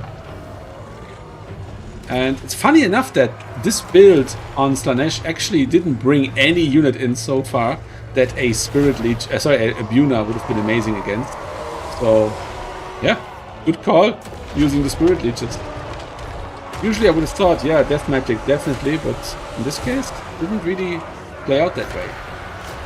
So the Angels of Decay chasing the Horsemen here. Are they on the ground? Oh yeah, they're on the ground. They're in melee actually, because they used all their ammo. There's some more Plague Bearers coming in. Because, well, no, the points are not an issue yet, so that's all well and good. The Allurus, close to death. Maybe the Chaos Sorcerer of Nurgle should get off another Spirit Leech on the caster here before he dies. Might not be the worst of ideas. And look at this slow grind here. I predicted they'd win, and they probably will, just very, very barely. One of your units has been destroyed. Oh my god, look at the damage on the Furies. And, okay, yeah, if the Allurus on her little chariot is helping, then this is going to go a little bit faster. So here the positions of Slaanesh are broken. The Plague Bearers are going to cap this outside position, and here we have the Rotting Riders. They came in, they got stuck in the Demonettes a little bit, and now they're probably going to swing around and take out the Allurus, I assume. And yeah, I think the Noxbringer is taking out these Horsemen. That's pretty good. And now the caster coming in here. Locus of Swiftness fired. And is there another Spirit Leech coming? I wonder. Maybe he's waiting for the Lord to come back. I don't know. Should be capped again by Slaanesh, but with the points being where they are, it doesn't really matter. The value lead is only 1,500, but it doesn't feel like that. It feels like Slaanesh has got this. Caster's almost dead, and oh, there's the Buna on this Heartseekers. That's actually great that he waited for that. That's great. And now the Rotting Riders have an much easier time nixing this unit.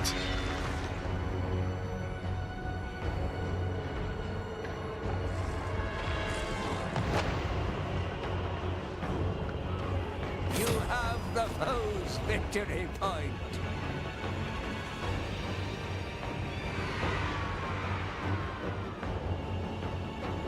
Okay, that's that.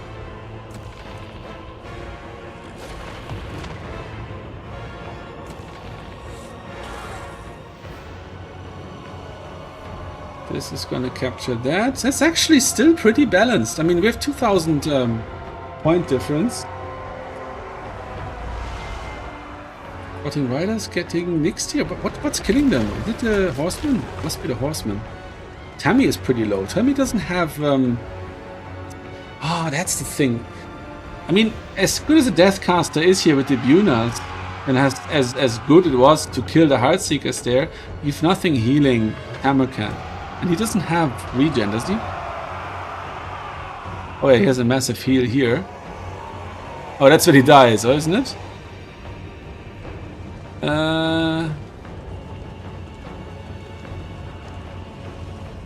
I'm not actually sure.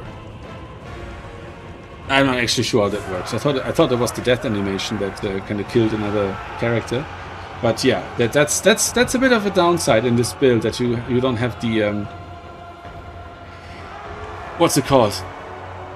That massive heal that Nurgle has.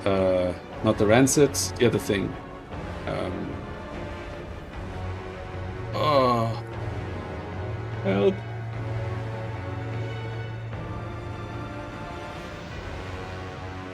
Oh, hey, thank you. I'm doing my best. Still working on it, and hopefully it will be better and better and better over time. The realist man.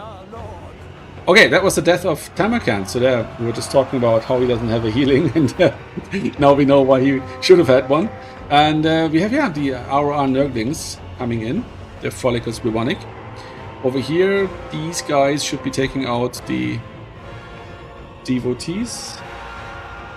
Who are you on the site or on Discord, Realistic Man? It's always confusing with the YouTube names being different. Okay, we have this point captured. This point is being captured, and this point is soon to be captured. Is it soon enough? I think so. Oh, this is actually much better. It looks better. So maybe it's worth 12 wins, but I mean 12 wins means you can do how many casts of it? 6 casts? It doesn't feel worth it. Maybe it's better against cavalry or something, like Searing Doom is. Okay, these are permanent. Okay. Ooh. Spawn actually pretty good.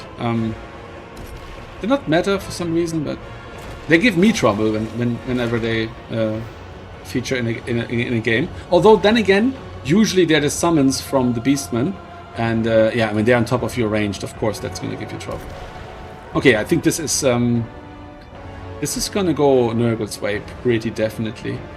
It looked like a bit of a resurgence earlier on. Quantity's doing well. Heartseekers, I don't know if there's enough wins for another. Oh no, I think the caster's dead. Yeah, I think the Nurgle caster's gone, so there is no more Buna. So these guys might actually make a big difference here. If they get a charge on the Furies are gone immediately. Then they might charge the Rotting Riders, and then maybe recharge these Plague Bearers. Let's see. That could be very exciting. Let's see how good they are at clearing units like that. Get some Hell Scourges coming out. They're probably going to try and take this point. The Horsemen might come back at some point. Ponty is doing well here, making the most of a situation that isn't perfect. And looks like they ate some grenades here. That's a very limp-wristed charge. Probably better to swing around and rear charge these guys while they're in melee against the spears and other units. And let's see. If they get this point, they can win on a single cap. So that's something they might want to try here. These slow reinforcements creeping in and these guys actually pulling back rather than attacking. What's going on here? Let's see how good this rear charge from the Heartseekers is. What? They turned around just in time. That's not impressive. That's very lackluster actually. Oof. And the the armor piercing doesn't really do anything for them either. That's a disappointing charge. Okay, they got the point. All right, so they have a chance for a triple cap. 40, 60. No, they don't. They missed their opportunity. The window has closed, so they're gonna hit 1250 after Nurgle hits 1000. So that means that they need another point for at least a few seconds, which I think they're gonna get here. This was not a great trade. I'm surprised actually. They might be doing a lot better against Nurglings though.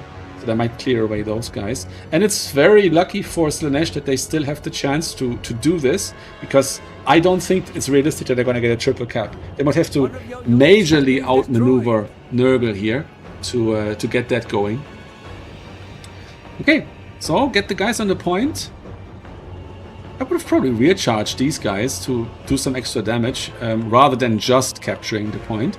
But that's all we need. I mean, if they capture this point, yep, and then hold it for long enough, these guys are going to help, the Demonettes are going to help, and these guys can maybe tidy up the Nurglings here. It's probably the best use for them. And then maybe cycle charge the Plague Bearers in the rear. These guys can shoot some Plague Bearers, and what's going on here? Just adding the capture weight now. It's actually a pretty smart tactical play that I wouldn't think of if I was in Ponty's shoes, to just play for time here rather than desperately scramble to play for value. Because, okay, if the Plague Bearers don't put capture weight on this point, it's a lost cause. Because, yeah, this is triple cap territory.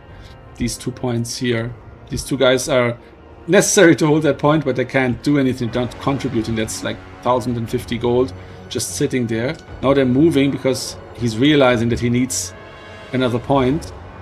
But yeah, when you hit 1,400 before your opponent hits 1,300, you're on single cap. And we just had a drop, I think. Let's see who that is.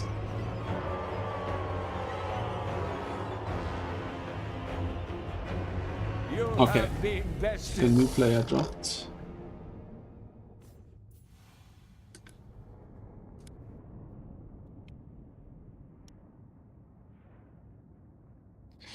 Okay, congratulations to Ponty. He bested Kane in this rematch. That's a bit of an upset. I thought that Nurgle was really favored here in this matchup, but it looks like there's actually yeah, pretty cool.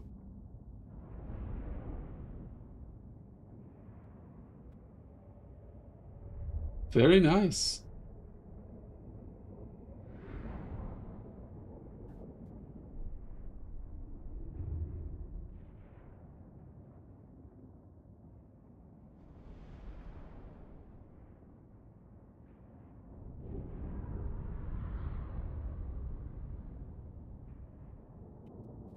All right. 2,500 on him. Almost 2,500 on that guy. The Kala got killed early. I mean, losing the characters and then still winning in the end. That's testament to Slaanesh as well, of course. But yeah, interesting. Interesting one. Okay, so as soon as they have reported, we should get the next round.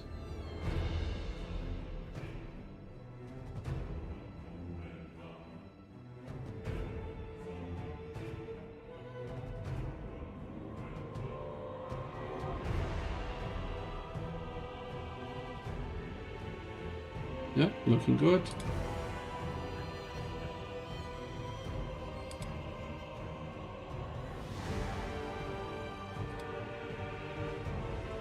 Okay, next round we have PJs against Anticity. We have Bird against Mr. Razak. And we have Rogai against Ponty. Kane has to take a bye round. And if I see it correctly, we don't have anyone with 0 points. Yeah, everybody has won at least something. And we have a triple tie for first place at the moment, with Bird, Anticity, and Kane all having 1.5 points. Although that's wrong. Kane is not supposed to have... Oh yeah, from the bye round, of course. Yeah, it's correct. Okay, let me leave this and decide on what match to spectate on. Rogai, Ponty, Bird, Razak, or PJ's Anticity. I think I'm going to go Bird, Razak. They're pretty... I think they're pretty much on the same level in terms of skill. And I want to see that. I want to see that. And I'm sure you guys want to see that as well. Yeah, if Tammy had a healer there, that would have probably changed things a bit.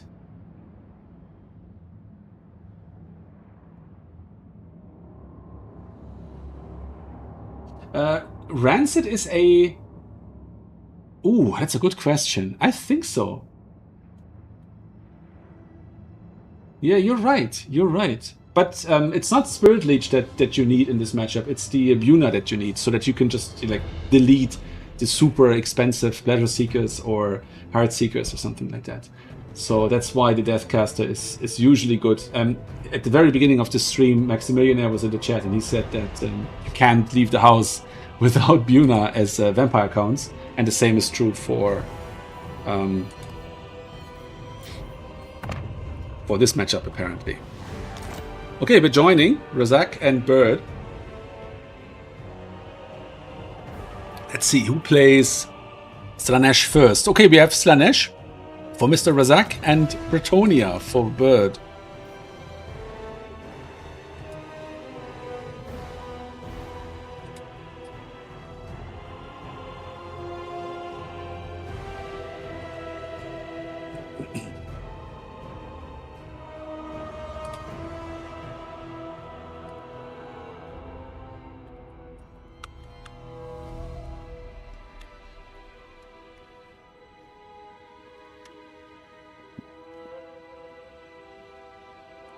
Okay.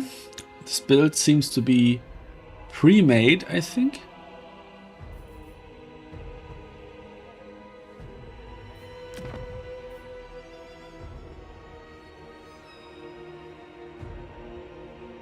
Okay, last round. Aticity won both matches against Mr. Razak. Bird won both matches against Rogue AI. We were there for that. PJs won both matches against Miracle Viking, who dropped after that. And Ponty and Kane went 1-1. So, yeah, very good. And now we have PJs against Aticity, Rogue AI against Ponty, and Bird against Razak. And Kane is on a buy round. I'm just gonna quickly send him the link to the stream in case he wants to watch.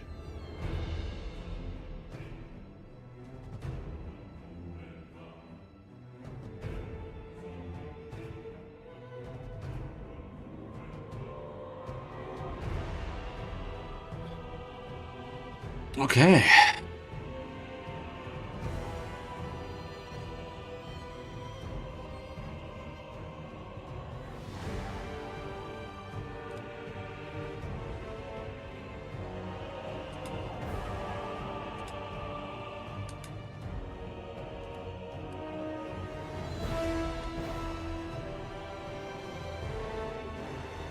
Oh no.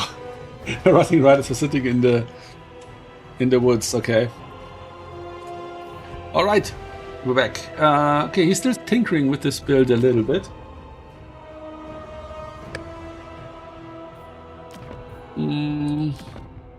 But this build seems to be done. Mirror Guard, okay. Chosen. Very elite build here. My god, this is totally off meta.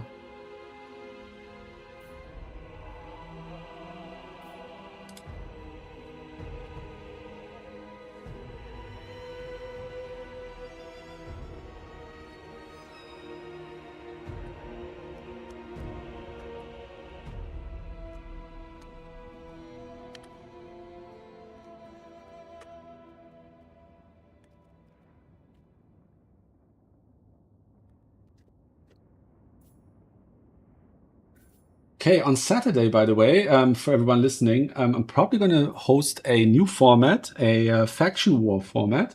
So it's a first come, first served kind of deal where you have to sign up quickly to grab the faction you want, because it's going to be limited to 24 players, and yeah, everybody can have one faction.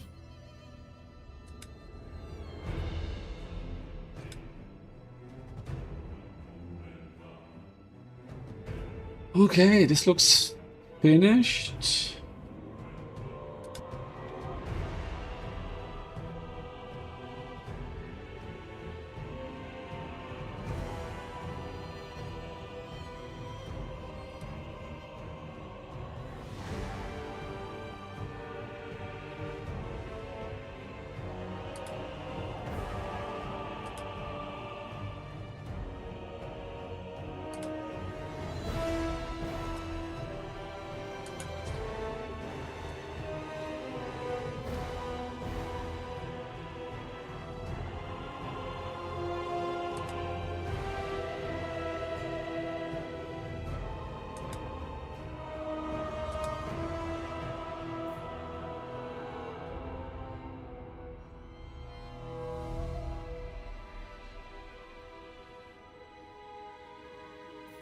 I need to render some tech support here real quick.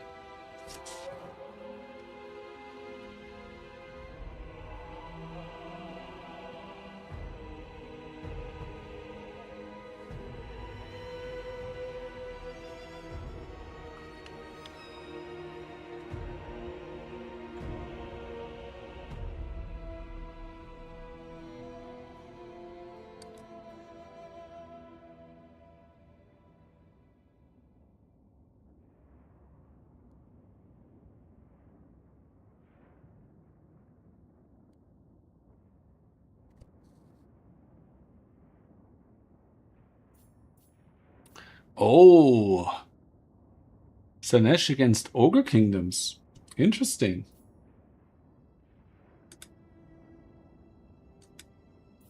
Is this true?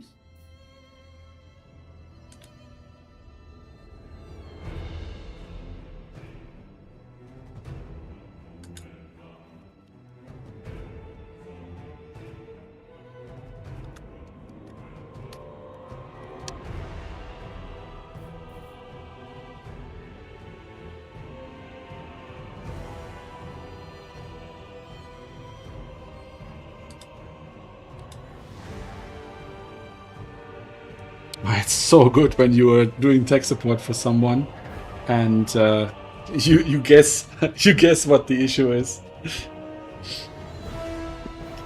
rather than having to stab in the dark for half an hour.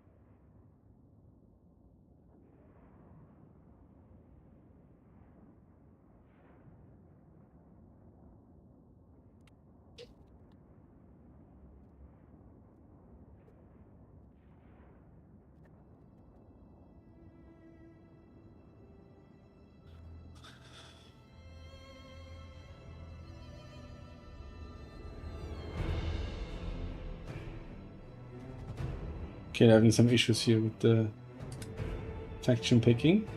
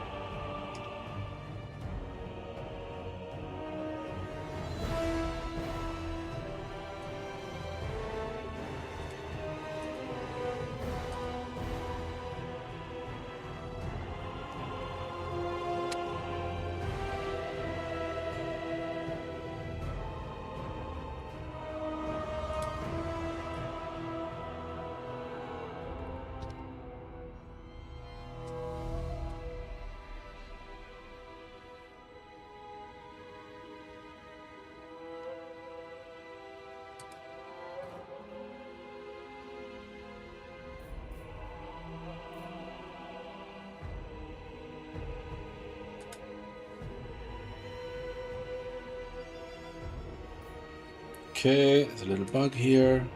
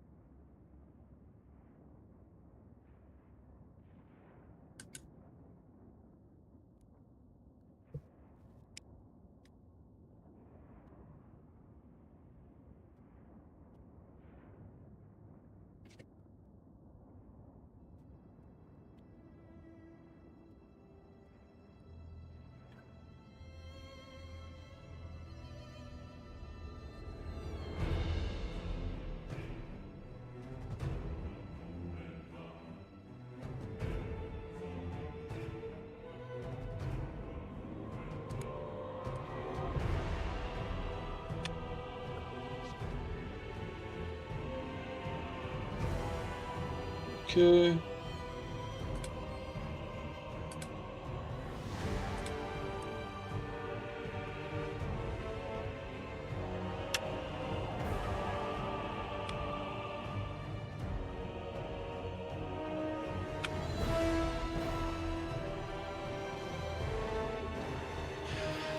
Okay, it's always funny when both players prefer a certain map, then clearly one of them must be wrong. Okay, what's this? Is the Brayton? Yeah, Scourge of Arden. What a weird looking creature. But let's see how they do. Ogres, my lord. Great Maw. Bragg the Gutsman.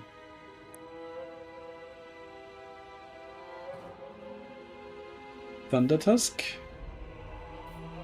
Lead Belchers. Man-Eaters, Ogre Pistols. Not the RR. How come?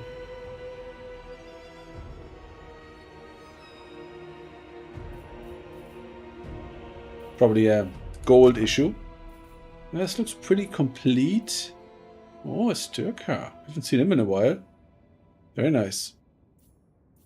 This is cool. This is a very different build. I like that.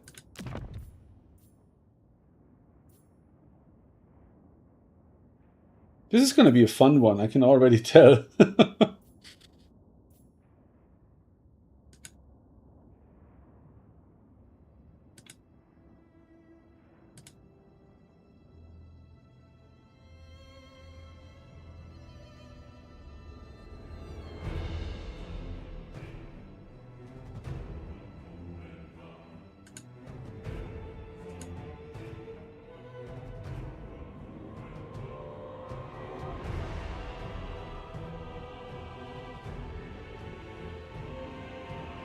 Okay, where are we?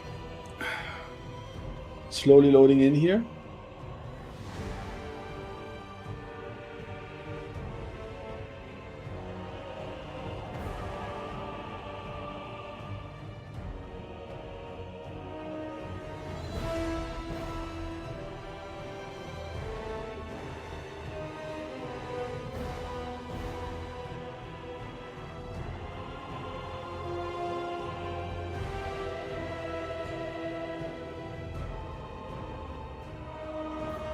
Okay, we're loading in.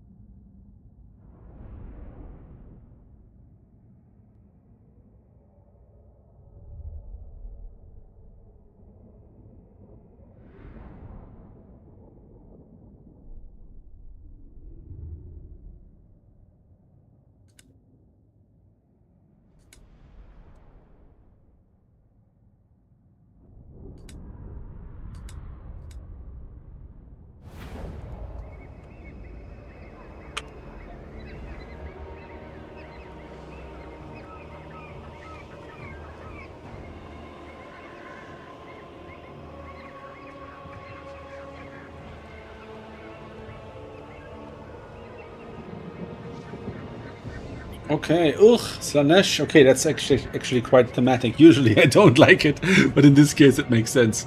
Okay, Slaanesh on this side with the Hellstriders, the Devotee Crossbows, one Chaos Warrior and one Devoted Marauder, both with Hell Scourges.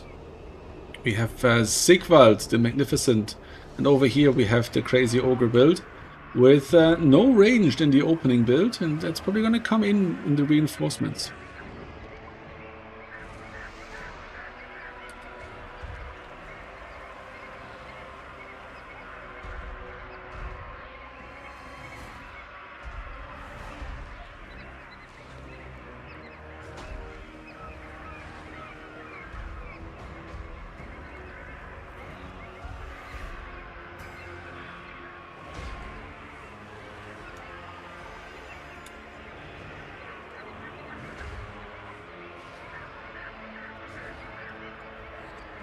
Okay.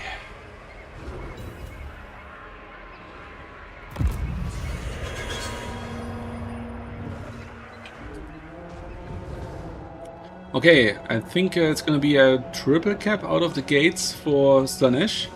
It always gets a slight edge right at the start. And no summons so far. They're waiting for something more expensive, it seems. The Thunder Tusk coming in. We have a slight lag, it seems. A bit like a slideshow.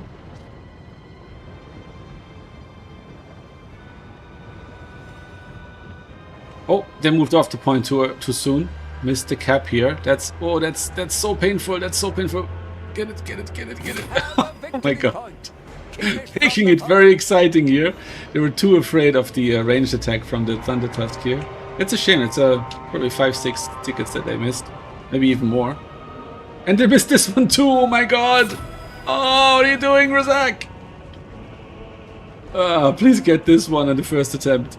And they're moving back on just in time maybe to grab it, because these are all expendable units there.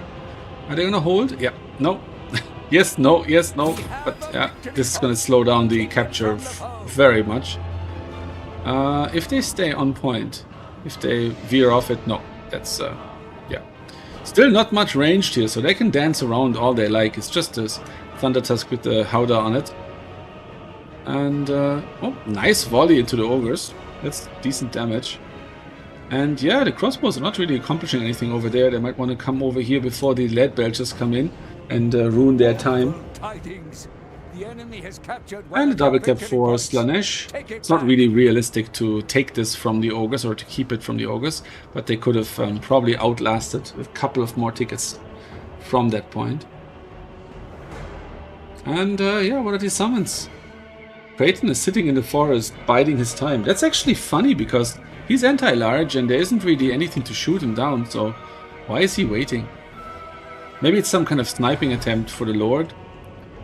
We'll see.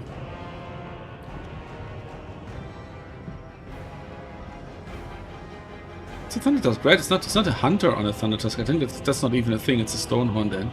Yeah, it's just a Thunder Tusk. Alright, let's see. Devotee crossbows, they're being used very, very carefully here. Not getting too close to be charged. But they're also not dealing any damage, so I'm not sure what's the right approach here. Well, the Ogre's doing the hedgehog there up against the edge of the map. They're probably going to build up. I assume that's what Bird is going for here, a build-up strategy to amass enough weight in terms of fat ogres to just roll over the Slaanesh army here. The surprise Praeton waiting here at the forest. Well, Shadow, that would be pretty fun.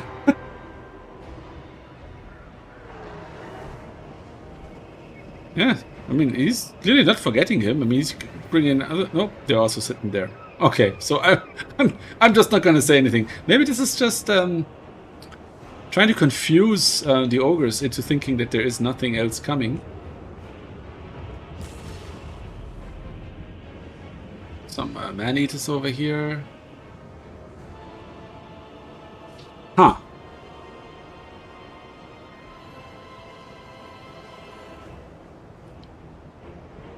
What is happening?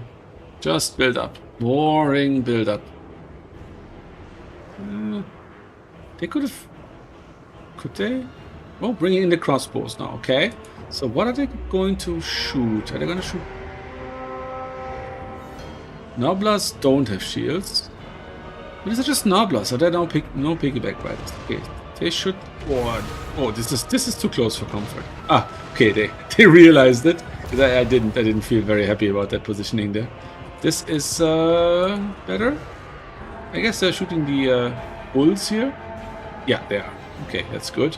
But now we have the lead belchers, of course, and they're gonna shoot back, and that's not gonna be very nice for those crossbows. So yeah, they had the window of opportunity earlier in the match, and that window has closed. Now I think they're gonna retarget onto the skirmishes here. Oh no, still in the Devotee crossbows. Okay, that's gonna be, yeah, some. They're not very accurate at max range, so that's decent. But it's a bit of a stalemate. But if he can keep them busy a little bit, that's good.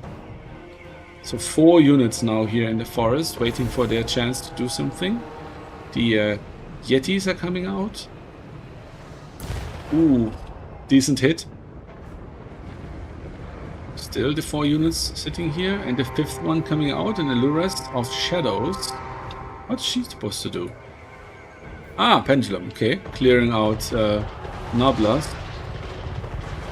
Unfortunately, it's... Oh no, there are some pigback riders. Okay, that's good. Because otherwise the spell would have a very hard time getting value here. And they're just dancing around here, dodging those snowballs. It's actually a bit crazy that this thing has so much ammo. I mean, must have had 30 to start with. That's a bit much, I think, in terms of balance. I don't know, in terms of realism, I don't know, because I don't know where they take the snowball from. But yeah, this is the build-up completed, and now Bird is rolling forwards. A full 1,000 gold in the plus. On account of, I think, the lead belchers farming some value. Are the pistols out already? No, I don't think so. Okay, and it's an interesting strategy to keep all these units hidden here. Wondering if the Praeton is going to beeline for the lead belchers or for something else.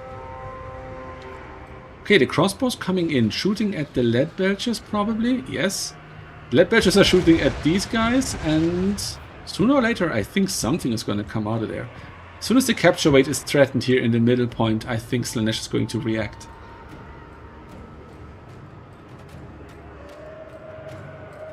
Let's see. Yes. Okay, slowly capture waiting. But I think what he's going to do, he's going to just move onto the edges of the map to secure the capture and waste even more time. Dance around, make this capture wait as long as possible. Okay, that's really funny when both players want the build up. There's some good micro on the lead belchers, taking that little damage, being so close to the devotee crossbows. Then again, the crossbows are much better melee troops than they are crossbow units. I mean, it's great that Slaanesh has any range, but yeah, and this is crazy. Like, so much in the forest here. My god, what is he doing? Does he want to like steal this point, or what's the strategy here? Goading the ogres forward. Okay, I get that. Yeah, you never know. Is it a mistake, or is it like some genius 4D chess move that you just don't understand? It's 3 ogre units, 2 nobler units, and no, still not captured. Now it's captured. Okay, does this mean that they're going to be engaging? Yes, that was the signal the troops in the forest were waiting for, and now the ogre's probably going to scramble a bit to reposition, probably not having expected a flank like this. Let's see, there's no anti-large here except for the Keeper of Secrets and the Praeton, of course. So these are Noblers and Pigback Riders. Okay, down the flanks. Ooh.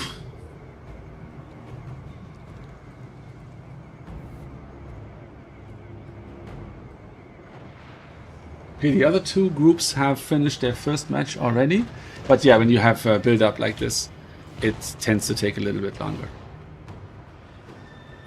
Sabertusk pack is coming out. And what's happening here? Is this going to be a brief triple cap for Slaanesh?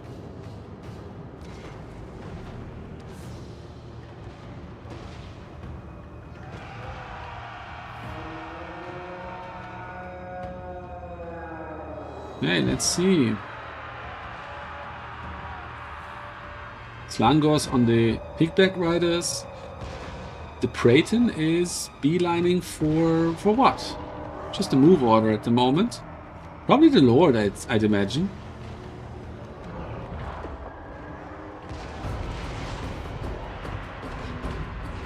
Yeah, the Lord is fighting against Sigvald, and now the Praeton is diving in to help take down the Ogre Lord. Good move, good move. Ogre has somewhat fickle leadership. Oh, this is gonna be... Oh no, actually, they're anti-infantry. I thought they were anti-large. Okay. Yeah, the Ogre Lord is suffering pretty badly here. The Praeton is taking fire from the pistols. But yeah, the Praeton is obviously gonna be rather capable of chasing down this Ogre Lord if he comes out of there. And we have a Fury sitting idly in the forest. This is crazy. Who's favorite here? I mean, the value lead is 3,000 for the ogres, but it doesn't look that bad for Slaanesh, considering that value lead. Mass route here on the left.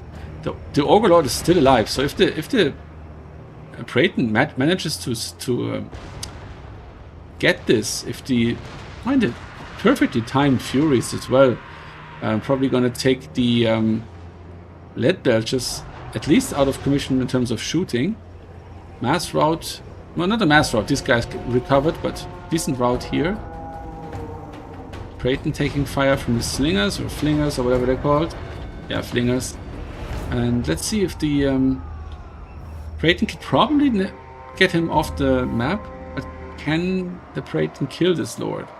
That's probably going to be the deciding factor here, because the ogres do have more mass still on the field, with more than 3,000, almost 4,000 value difference here for the ogres. And the Praeton is probably just escorting the ogre lord off the map. So Slaanesh is getting back at this point pretty decisively too. The Yetis are taking damage. The Praeton is unharmed. How high is the oh, 45. Okay, plus 20. Okay, that's very serious missile resist. So that's a cool pick then for this utility here. I like it. Here we have the Slangos fighting mostly into large units. The Book of Secrets might actually help here. And a double cap for Slaanesh again. So this is getting dangerous now. Oh my god, how did this happen? Okay, now actually it's probably going to work out in favor for Slaanesh, because now it's going to kill the Ogre Lord. Yep, killed him. I think he killed him. Let me see. Yeah, Lord died. So they killed the Lord.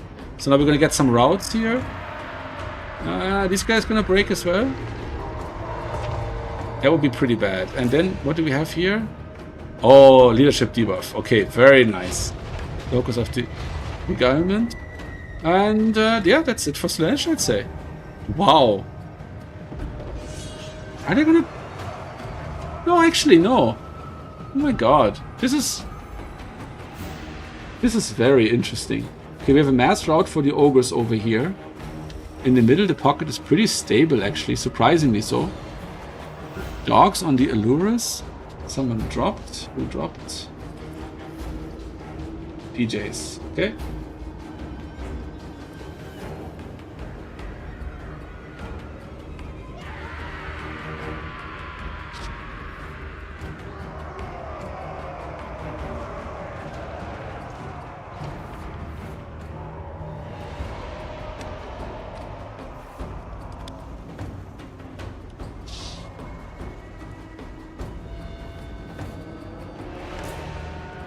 Okay, yeah, I don't know what to say. This is crazy.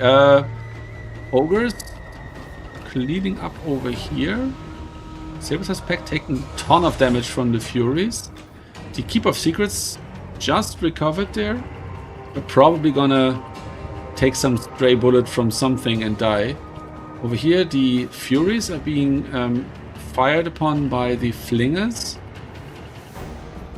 but not crumbling. The Allurus taking damage from the... oh, is she actually on... Yeah, she's on foot. Okay, so the Man-Eaters are gonna hurt her a lot when they start attacking her again. Yeah, this Thunder Tusk is doing quite well. The Praeton is still alive. The Yetis came back. The Ogre Lord is back, so that's gonna make a difference. And yeah, still 4,000 difference in value. And the ogres have a heal, and Slaanesh does not, so it's even more of a value lead then. 3.5 now. So it looks like the ogres are scrapping this back. This is a very interesting one. Okay, the Praeton is chasing off the Rag the Gutsman. Maybe even killing him. Not sure. No. Gave up on the chase. Fury is coming back. Are they gonna be able to take the points? Looks like it. Yeah, now Slaanesh is looking weak all of a sudden. I'm not sure what happened here. Can they snipe the Lord again? These overlords are usually quite cheap. Ah yeah, there was a desperation pendulum telling us it's not going well for Slaanesh. And now the Keeper of Secrets is just crumbling out. Yeah, gone. The Allurus, I think she's also dead. Yeah, I don't see her anywhere. And now we have a mass rout here of the Slaaneshi army. Creighton might actually get the Lord again. Ah, there's the Allurus. There, she's still there. Interesting. Yeah, so it's 3,500 value difference. The mobility mostly recovered actually, but with these man-eaters here, they're not gonna come back in a spectacular fashion. And here we go. The ogres. What? The ogres give up? What the? I don't have to understand this.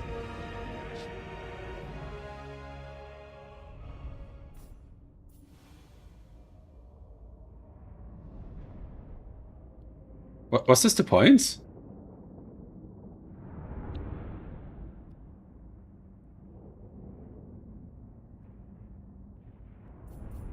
I'm really confused. Was it 1,500 already?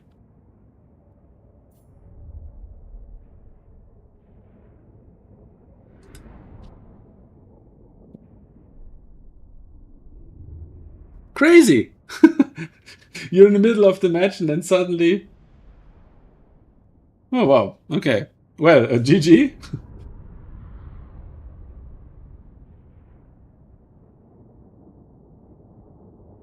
And then the points get away from you. I've had this happen to me as well.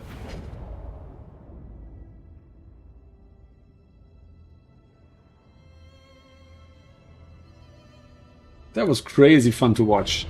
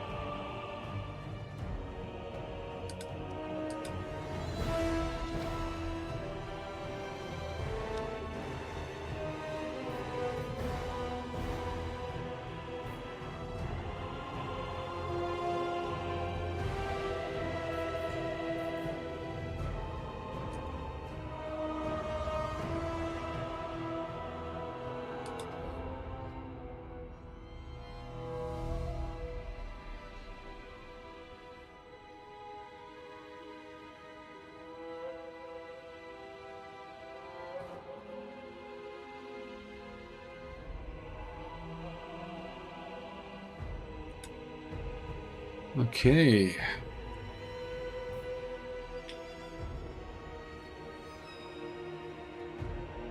So PJ has finished the match with Anticity and then dropped, which means in the 4th round we will not have a bye. That's great, because I was already thinking about having to tell someone that the tournament is over for them.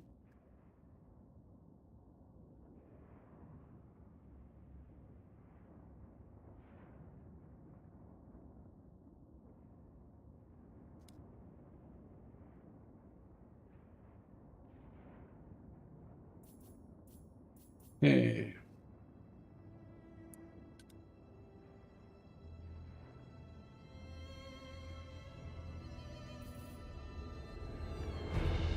Okay, excuse me for a moment. I'm going to do some admin here.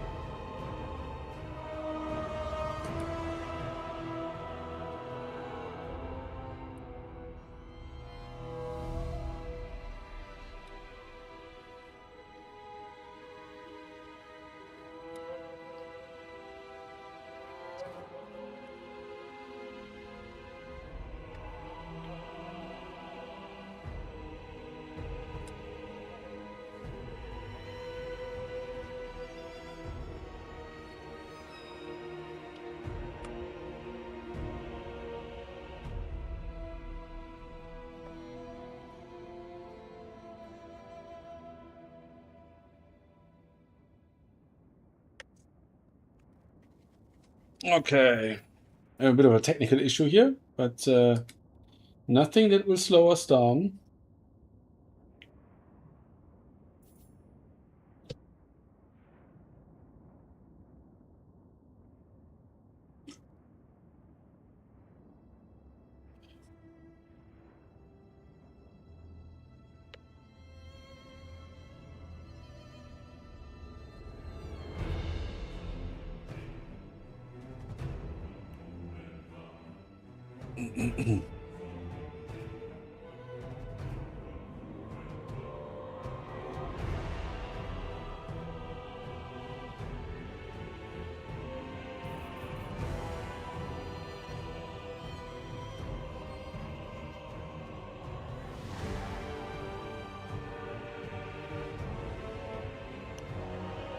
Okay, what's going on?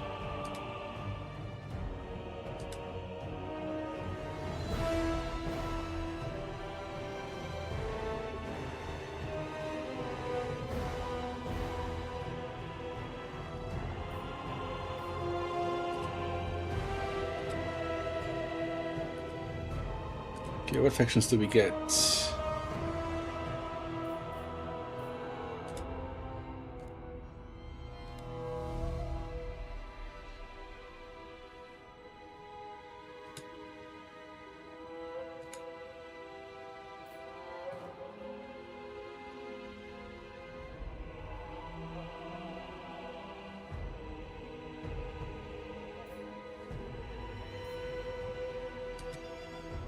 Okay, it's going to be Chaos Dwarfs against Slaanesh. Bird on Chaos Dwarfs and Mr. Razak on... No, hang on. Oh, no, the other way around. Slaanesh into Chaos Dwarfs.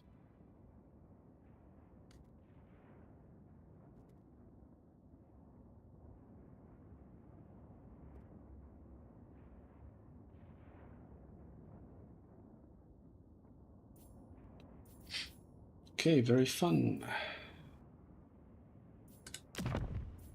Okay, you can watch Mr. Razak build his army here while I take a quick bathroom break. I'll be right back.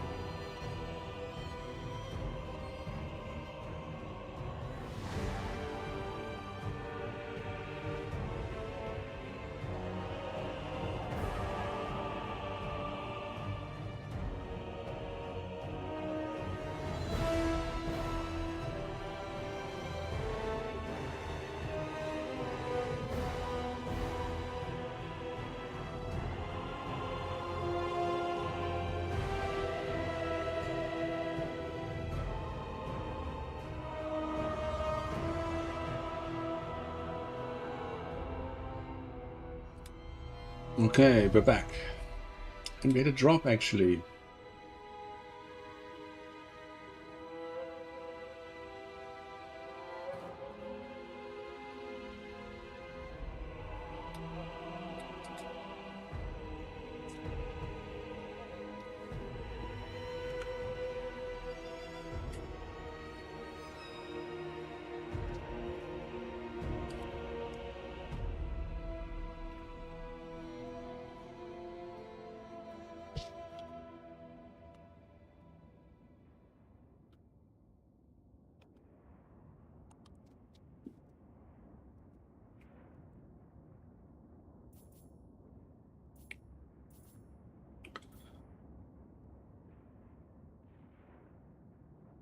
Okay, guys.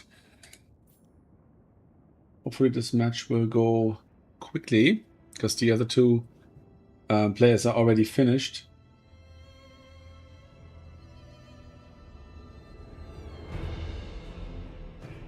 Yeah, the last match was pretty even. I think the Ogres were ahead there, but the tickets just ran away from them. They built up a bit too long.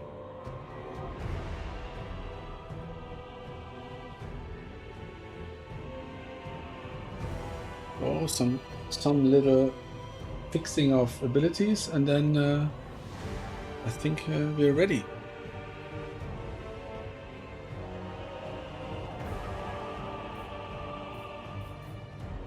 People sure like the Infernal Iron Swan in this matchup. So very similar to the build we saw earlier.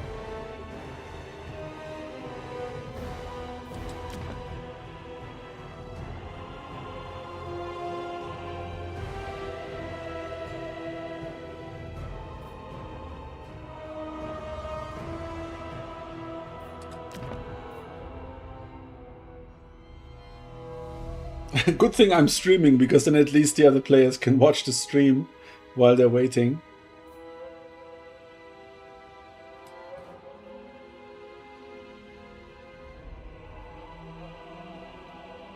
So Antiquity pretty firmly in first place, I'd say. 2.5 points. Followed by Bird and Ponty. So Bird lost the last round. So he can only get a half point now, so he'd be at 2. Ponty just 1, got the point here. Yeah, so I guess Ent is pretty safe in first place. Even a draw in the next round would only get him 2. He's probably going to play Bird again, I would think. Probably going to get Bird again. Might get Ponty, actually.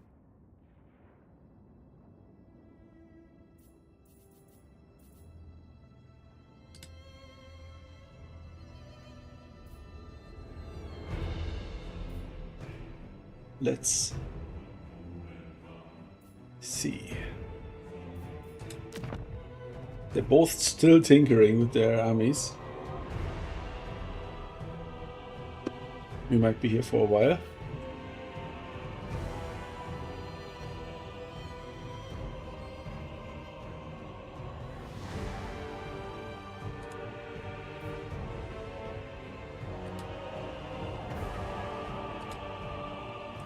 Oh yeah, and people are actually playing on ladder while we're here in the tournament, so that's pretty cool. Some new players signed up, so we're actually up. Yeah, it's pretty fun. Like, we're up to 194 users now on the site, and 1,172 games have been played on the site since the launch about 5 weeks ago. So yeah, and the launch was just the beta launch, so the actual launch is only I don't know, 3 weeks ago. So yeah, that's very good news. Very good. So there's 3 people on ladder at the moment. It's nice. So if you're getting bored just watching, hop on open play and have some fun there. So tournaments. Oh, yeah, and on Saturday we have the new player tournament hosted by RTK again.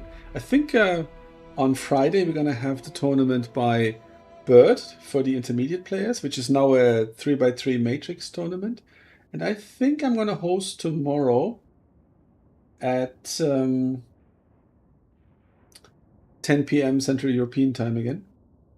So yeah, that might be a good one.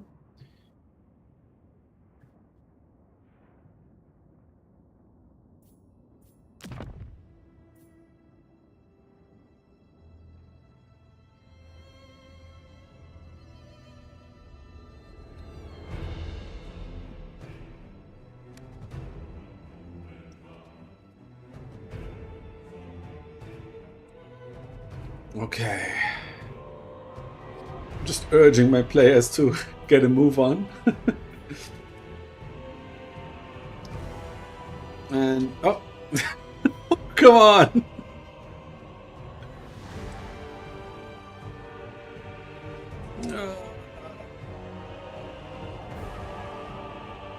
Ah, maybe the map was wrong. No, the map's right. And we're loading in. Are we? What's happening here?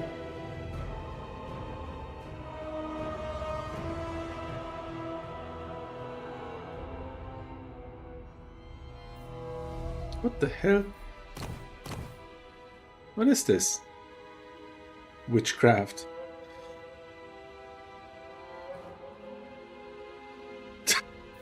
Oh my god!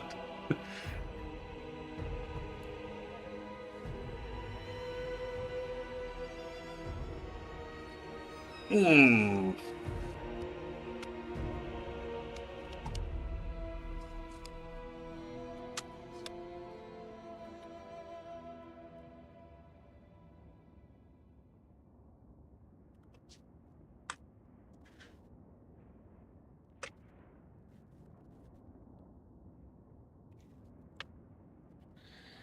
Oh, this crashy game.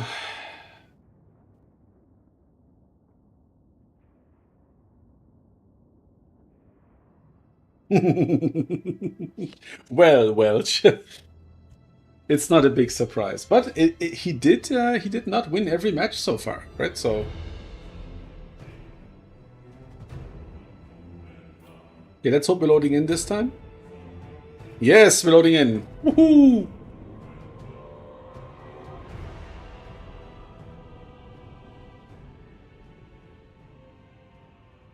Yay!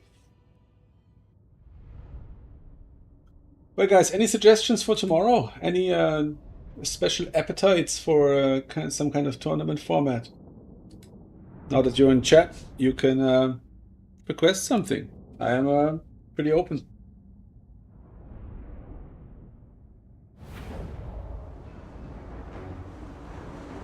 Ooh, looks like Slaanesh are having the home field advantage again.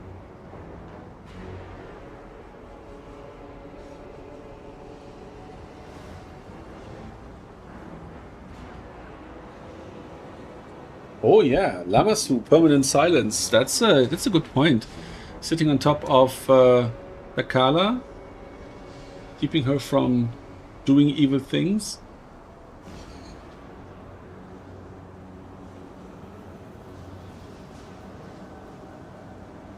Okay, what do we have here? We have the Infernal Iron Sworn, we have Hobgoblin Archers. Interesting, don't see that so often. One Castellan only. And over here we have Dekala, we have two Fiends, Heart Seekers, no, Seekers. And Devoted Marauders galore. And what's that? The Chaos Sorcerer of Shadows, okay? With Bitter Shades and Melkots. Yeah, Bitter Shades is great against dwarves of any kind, so... Ooh, disgusting. Yeah. Posturing, posturing, posturing. These three guys are gonna cap the point. These guys are gonna roll onto the main battlefield. Oh, dwarves just jumped over there. They have Vanguard, do they? Okay. No, they don't. They're just at the edge of the deployment zone. Okay. Good luck, have fun to both of the players here.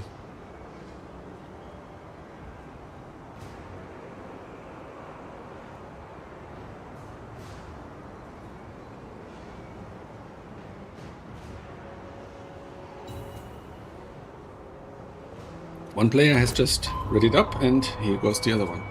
All right. So we're gonna get a cap here, we're gonna get a cap here, and the dwarves are gonna work their way in from over here. It's the newly and improved Aspergoth, who's actually pretty good. I played a match Chaos Dwarves into Dwarves the other day, and he really did well.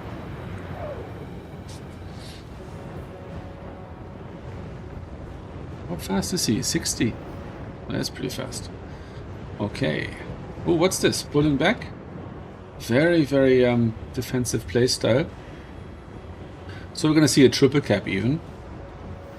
And any Collins? Not yet. Okay, I mean, they could try to pounce this position here and kill those two Marauders. But, yeah, he's playing pretty cagey. Getting in the backstabbers here. Oh, sneaky kids are they called. Okay, and the Slaanesh mobility is preparing for a surround. Another Fiend summon.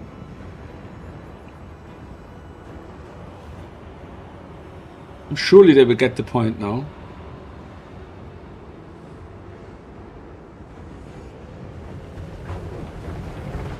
Oh, cinematic.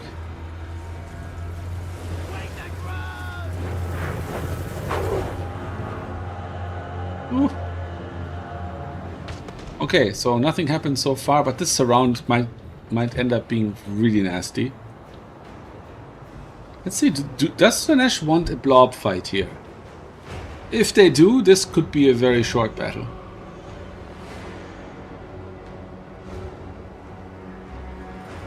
Mikala just zooming around there.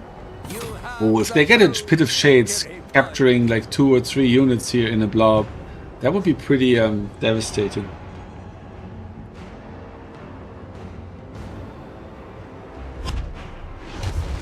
Ooh. Yeah, that's actually good. That's the Whirlwind. Okay, okay. Fiends are gonna get a... What are they doing? Charging in, okay. Charging in there. The Seekers also charging in. Oh, this is gonna be a ripe target. Oh, look at this. The precursor ammo did some decent damage to the Fiends, and there's the next volley coming. Oh, that's pretty decent damage. Okay, who's winning here? Slaanesh is taking some serious damage. Okay. So far the value is relatively even. The Chaos Dwarfs are slightly ahead. So it all depends on how this blob here goes. Does Astrogoth have a Flamestorm? Is my question. Yes, he does. Okay, so let's see if he ends up using it. Okay, the Seekers are killed. The Fiends are almost killed. The other 2 Fiends, one of them is there, one of them is just charging in. Gonna walk into a Flamestorm. Why isn't the Flamestorm over here?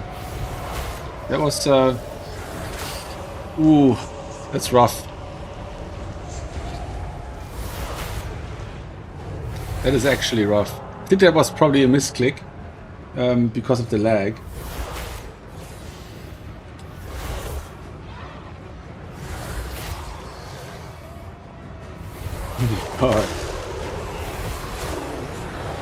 Oh, that's bad. That's, oh my god. That could have made a big difference here, and now it's doing exactly nothing. That Flamestorm over here, or whatever, would have been better. This doesn't feel good for Slaanesh somehow. Yeah, just positioning up. These guys have shields, right? Yeah, they do have very nice shields actually.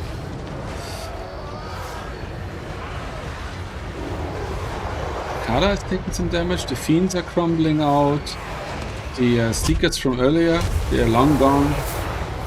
Another Pit of Shades directly on the Infernal Ironstorm.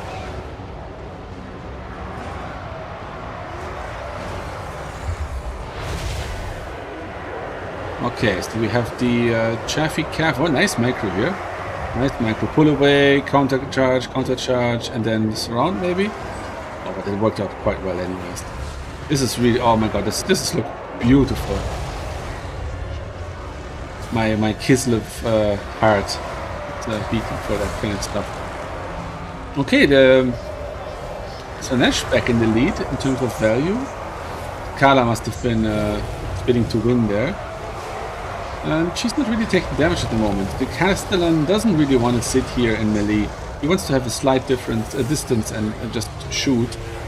Do we have any fire glaives or any firepower over here? Fiends probably doing well against the raiders, but if there's another raider that's available, maybe this one could swing around and charge. This guy is charging. The Chaos Sorcerer is doing okay. The Sneaky Kids are probably going to be losing this. Yeah, looks like it. Okay, and here's the Castellan. Still trying to get his sights on the Kala. I think she's dueling him now. 1 point for the Chaos Dwarves. Okay, now we have a monster, Lamassu, coming in. Bouncing on the caster. So as long as that Lamassu is here, the caster will do exactly nothing.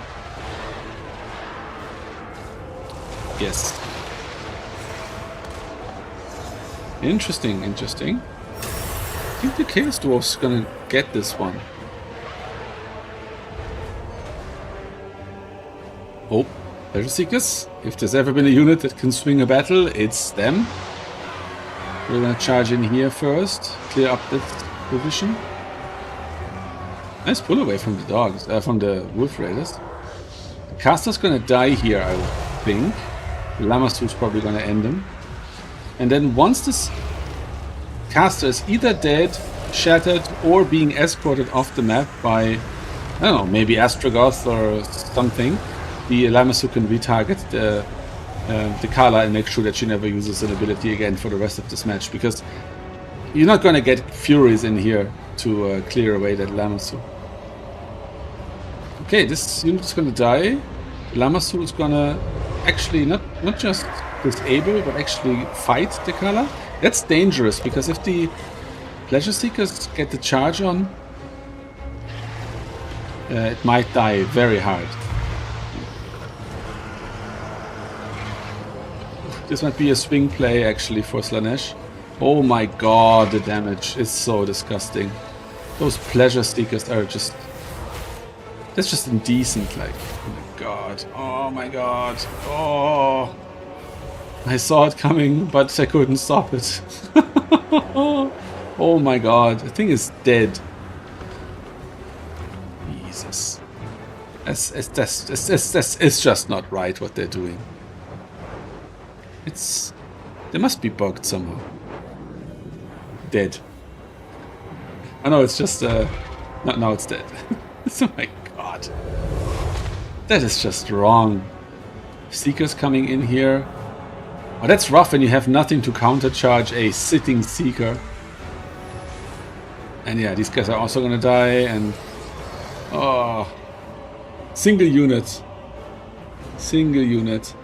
Yeah, I mean, I can still understand why people are banning Slaanesh from their tournaments, and there are probably going to be tournaments where I will do that as well.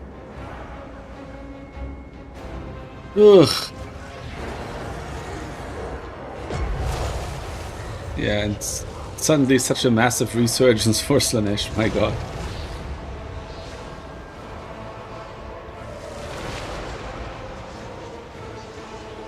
Look at this damage, my god. Oh, that was the whirlwind ability, I think. Yeah. Okay, that's really rough. That's really rough.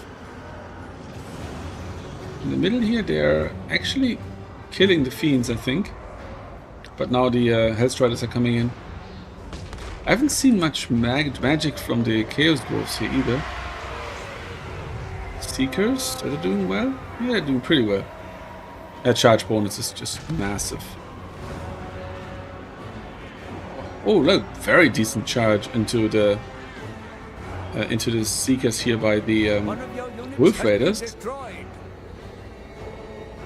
But I think these Seekers are gonna get these units. these units are gonna defeat the Wolf Raiders and Astrogoth, or just ignore him.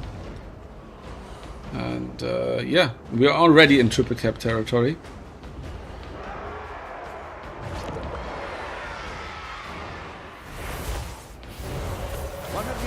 The elixir has been used. And there's the firestorm. Okay, does it do anything? The flamestorm. Oh yeah, it killed the... Ah, this is rough. This is rough. Astrogoth is doing his best there, but the Pleasure Seekers is gonna kill him. Yeah, this is probably gonna be a tap out for Mr. Razak. No, the enemy has slain our lord.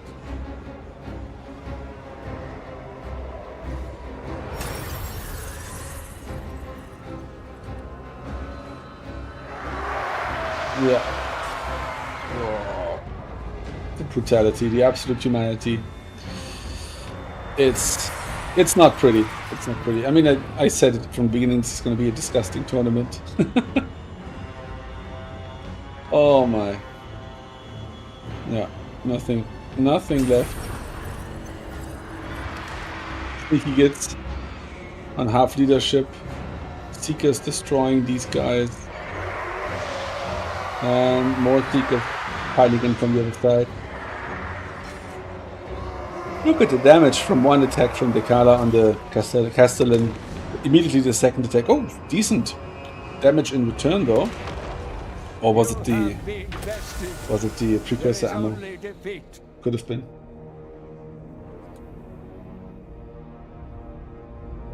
Okay, so the second match was Razak on Chaos Dwarves and Bird on Slaanesh.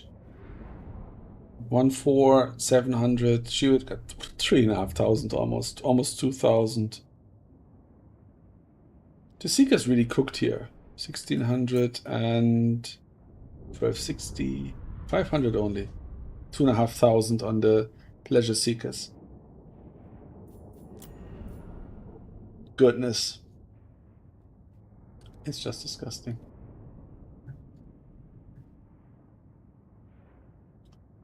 No, I just have to wait until they report their win, and then I will fix the factions, because they played... There was something wrong with the coin toss.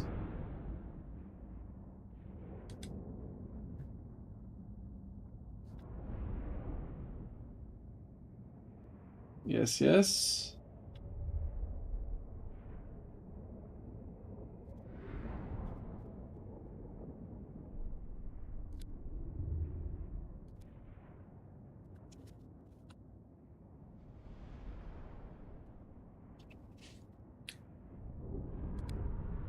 Okay, now I can fix the factions.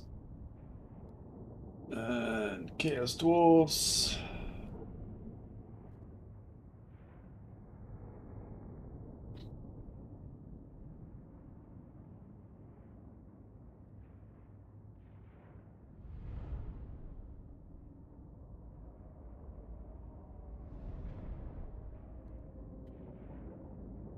See if this worked out all right.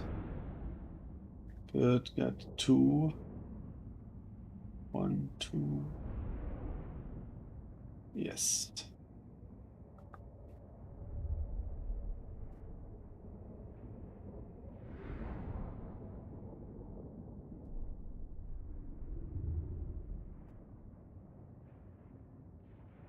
Okay.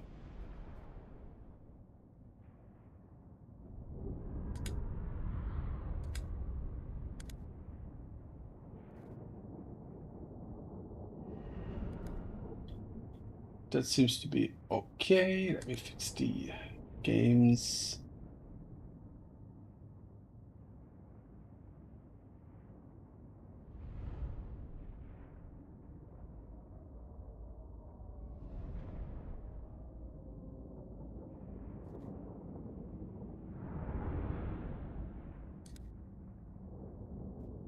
That's one. And this one. So bad.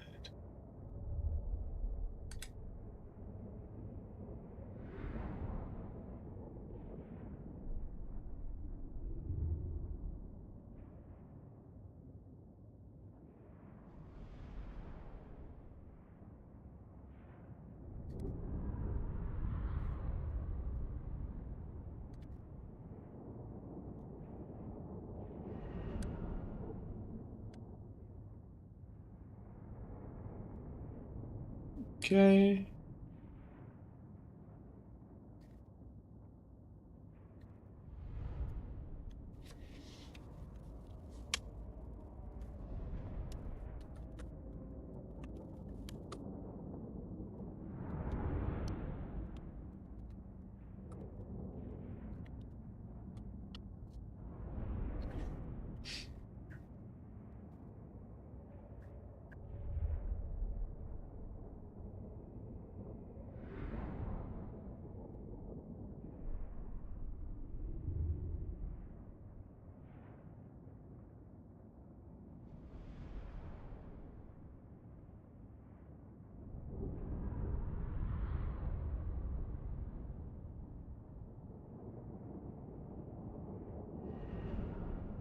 Okay, so this is very interesting because Razak got a bye round in the last round. He's sitting at 2.5, tied with Anticity actually. But Anticity has another match to play and he doesn't. And Bird is sitting at 2 points. So if Bird wins this round, he is tied with Anticity, but has a higher Buchholz score. And even Ponty and Kane, I think. Yeah, if Kane wins this one against Anticity, he's actually tied with Anticity. So yeah, it's still an open field, so this is still an exciting round. And now we're going to spectate Anticity. Spec, please. Very fun. Anticity is playing Kane now in this round.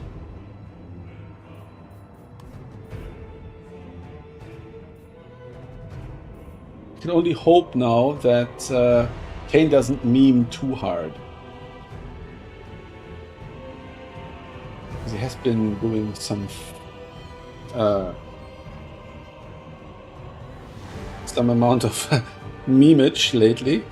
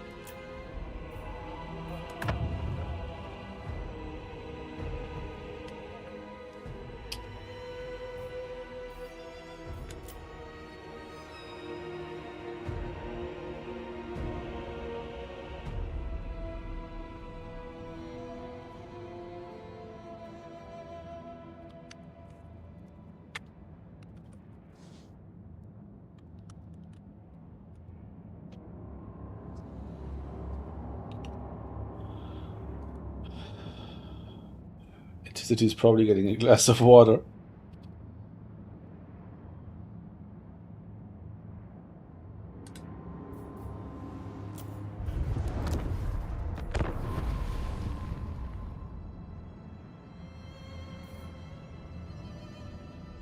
Probably still in this lobby here.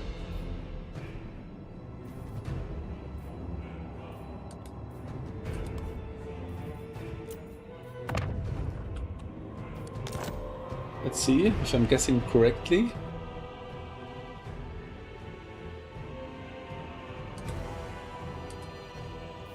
Okay. Oh, it's Anticity on Bretonia against Slaanesh.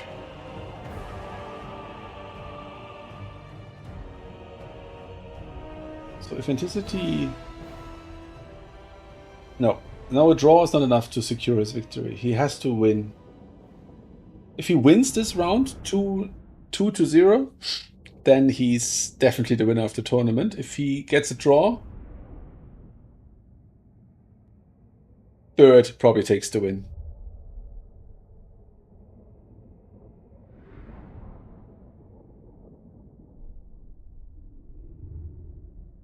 Very fun. It's a very closely contested match.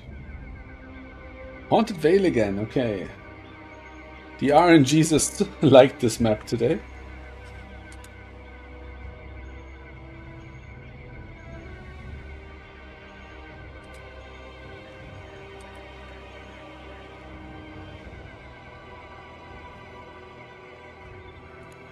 Okay, what do we have? We have a Chaos Lord of Slaanesh and a Chaos Sorcerer of Slaanesh with Law of Shadows. We have 1, 2, 3, 4 Forsaken. We have 4 Devoted Marauders, probably.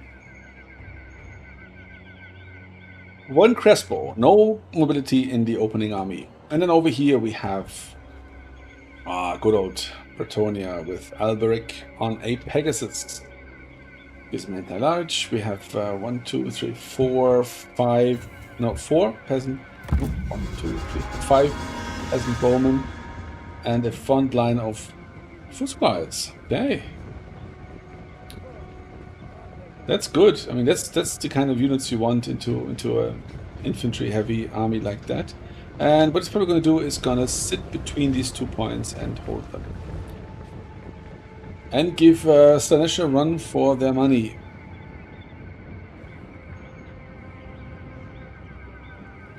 Holy Wardens of Lasseter. Okay. Let's see.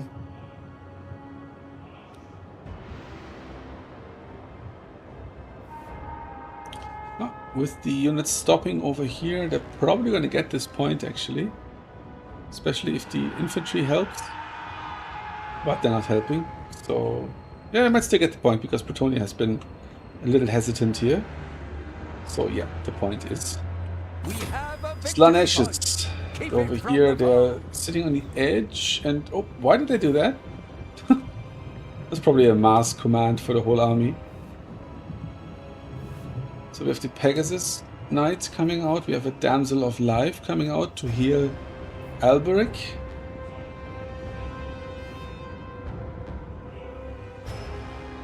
What are you doing? I don't understand. It's getting late. Maybe we're all a bit tired. Ah, okay, there. I'm back. Probably was a mistake.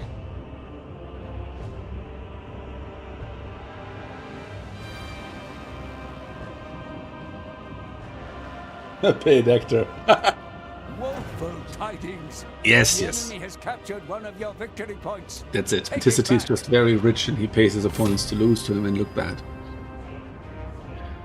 Okay, Pegasus Knights. They should be eating Malkots or something. Oh no, it's actually not a perfect target for Malkots. But something should eat a Malkots, I believe. Okay. Alberic wasting ammo here. God, it must be frustrating to play into this. So far, the anti-large Pegasus Knights don't really have anything large to attack.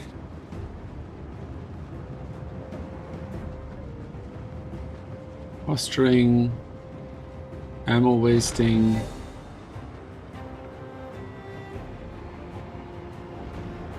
There's no Law of Slaanesh either, so no Purveins.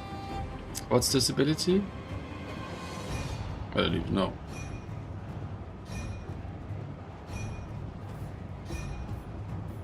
So much. Okay, so they are wasting each other's ammo. Fantastic. Okay, this is a bit of a flank attempt here with the Slangors, okay.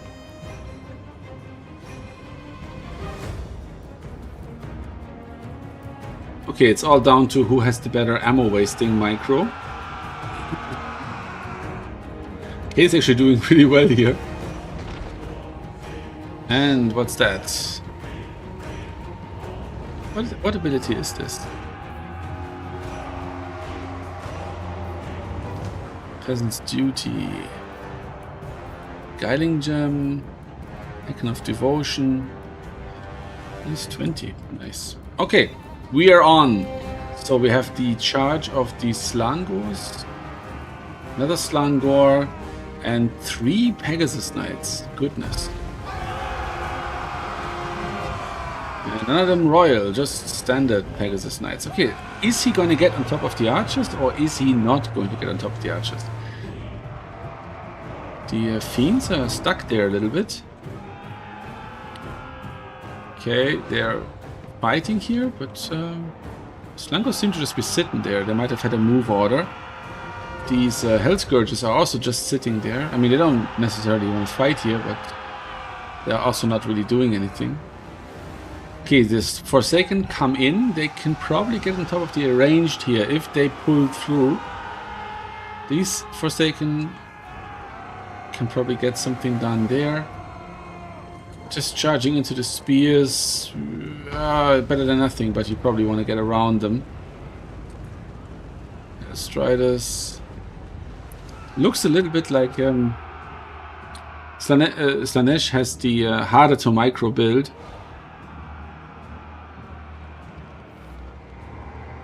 And yeah, Anticity obviously knows how to micro units, and he knows how to micro many units without losing orientation. So yeah, we're gonna see a double cap here for Bretonia soon. It's already double cap, but even more so. Although over here it looks like Slaanesh is getting the capture weight for now. Riders of the Mighty Serpent, not a bad unit to use against the Pegasus Knights. Hello, Caradoc. Welcome to the stream. Okay, so Slaanesh is looking pretty tattered. 1200 value lead is not insurmountable, but it is also not ideal. Barrick is taking decent damage here. The two characters are beating on him, but he's being healed, so that is relative.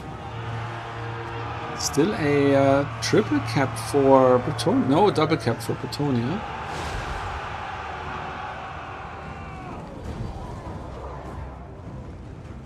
And here we have Knights Errant coming in. Is that the first cavalry unit I see? Yeah, I think everything else has been flying. No, it's mounted yeoman over here. Peasant and two Knights Errant. Okay. Double cap, changing to... Nope, capture weight is stable. These guys are just sitting here, these guys are just sitting there. But also, Anticity had some units just sitting around. So if these Forsaken attacked here, the Marauders attacked here. But,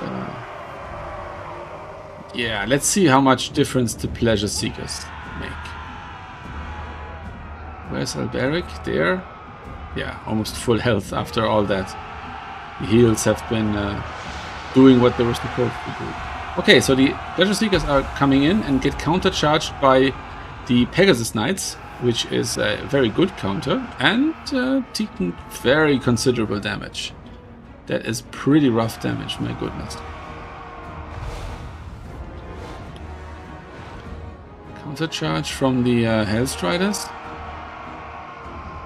And okay, they're just screened for the Pleasure Seekers, which are 27 out of 32, so the model count is almost full still. They can still fight at a pretty strong, on a pretty strong level. So almost a double value in tickets for Bretonia. We have a 3,000 point value lead. I'd say this is pretty much a done deal. And considering that this is considered to be...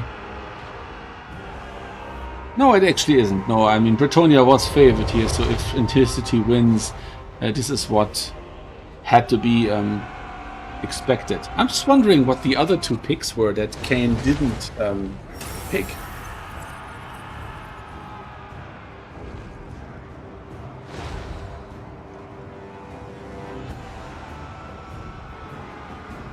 We see we have a late join request. Okay, Caradoc wants to play. I'm just going to ask Razak. You have been bested. there is only defeat. Okay, first match is decided, and Bretonia won against Slaanesh.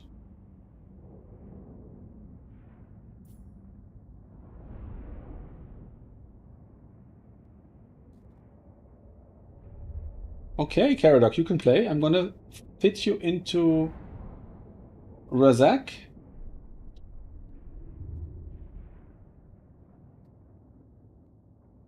And good luck.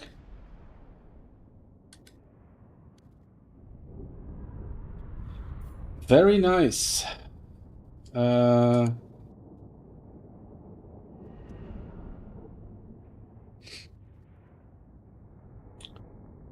Cool, cool, cool.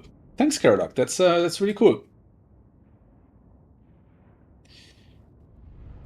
Okay, so value 750.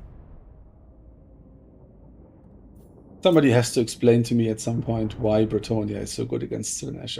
I really don't get it. I guess it's the Royal Pegasus Knights. Sorry, the Pegasus Knights. They seem to be doing really well. I guess there's no counter to them. They could be rampaged, but they beat Furies probably, and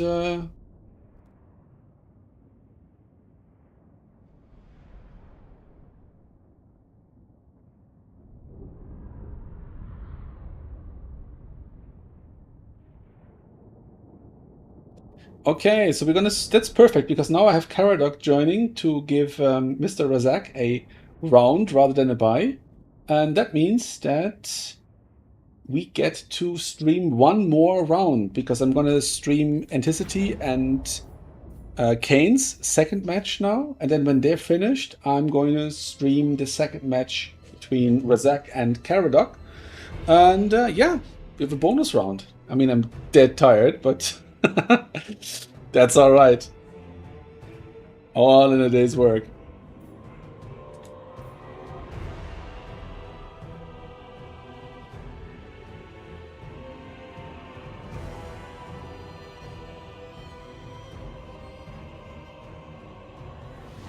Yeah, the Alberic buff is probably pretty pivotal. That's true. Okay, so Kane's old main faction, Vampire Counts, against Slaanesh.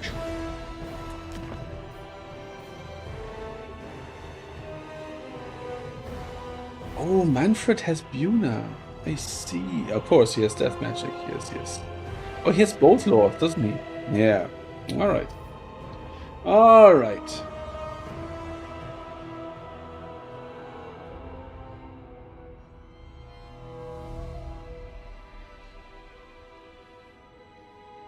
Yeah, so Caradoc, if you're still there, you can play Bretonia, but you can only play Bretonia once because you will have to play Slaanesh at least once.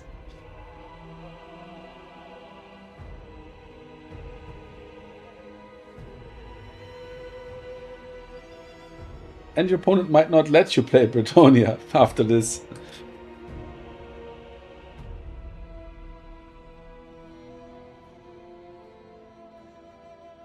What time is it here? 1:30. So another hour, I think.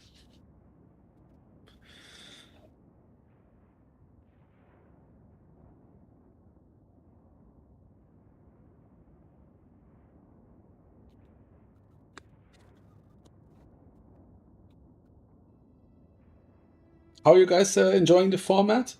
Seeing the same faction over and over again?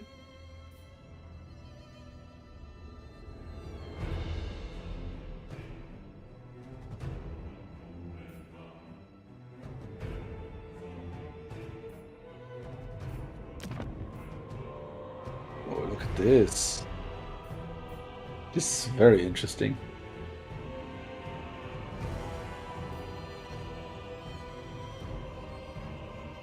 Probably going for the snipe, I imagine.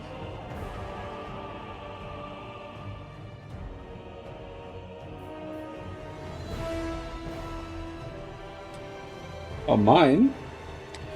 Oh yeah, it's a bit of a crazy one. It's 2560 times something. Let me check.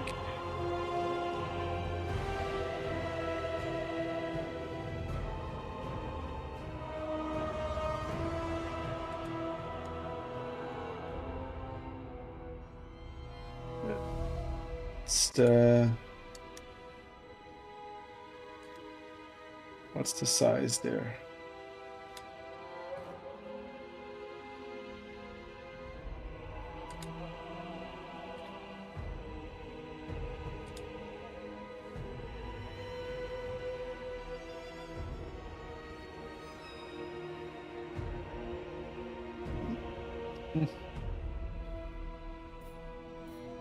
I can't check right now, but I think it's 2560 times something.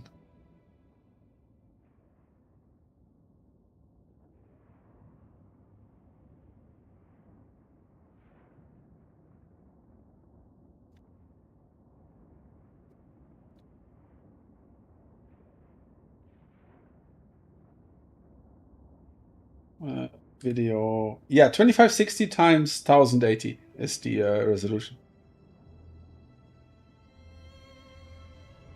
I've had people say that finally a stream that fits their screen, so I hope that it's not too bad for you.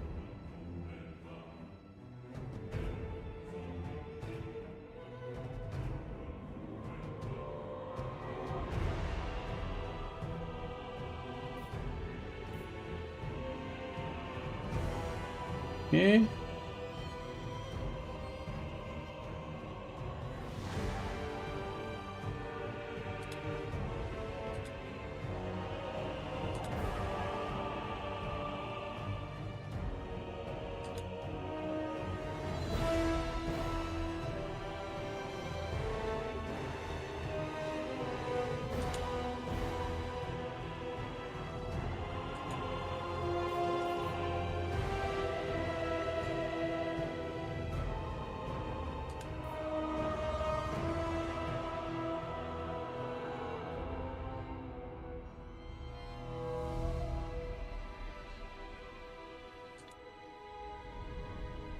All right, ladies and gentlemen, we are loading in.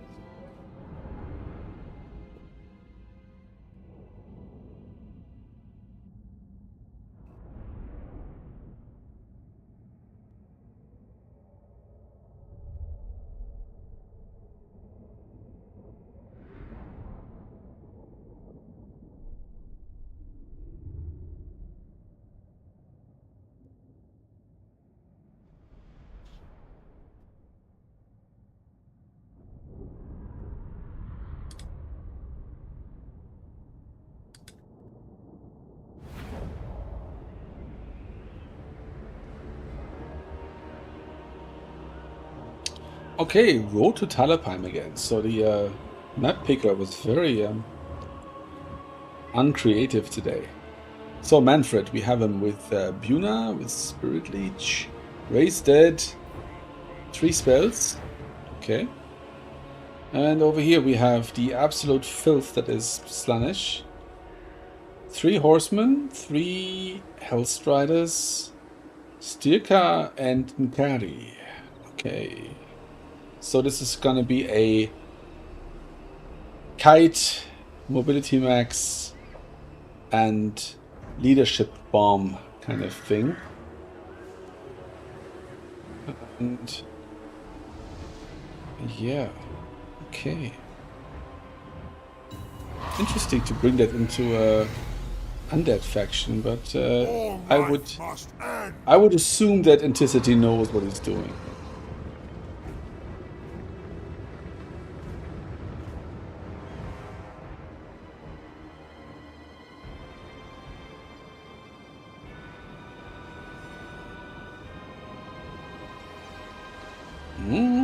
That's just a capture maneuver here, I think.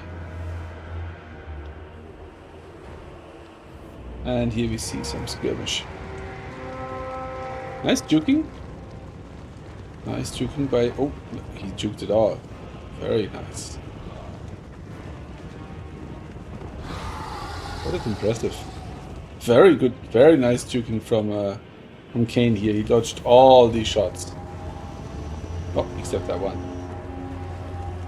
Very nice. Very, very nice. Okay, but when is there... Okay, these are just sitting there. Zombies.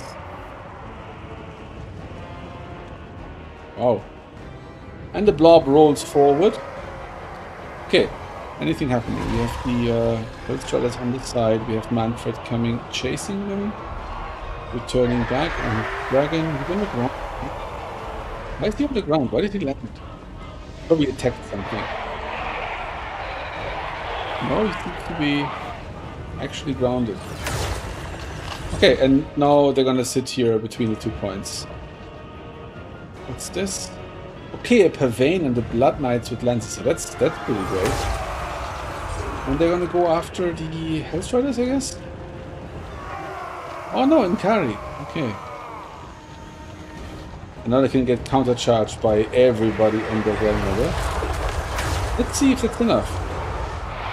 If these units don't have so they have armor piercing, they're not. This one is not even anti-large. But Inkari might just do that. And that's a 1600 gold unit, so. Oh, and the breath of whiff this guy.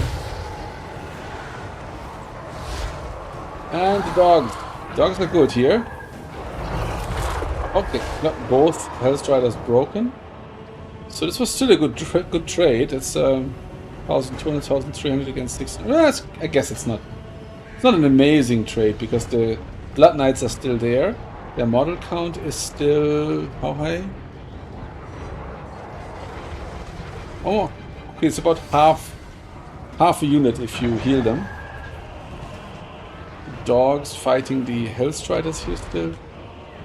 And Manfred got on top of the ranged here. Okay. Over here, Slangors trying to chop up some zombies. Is there anything decent here? Oh, it's all just zombies. Okay.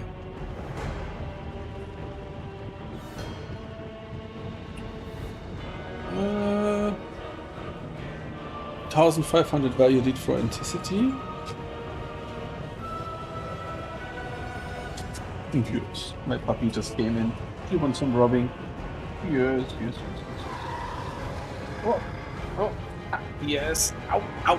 No biting.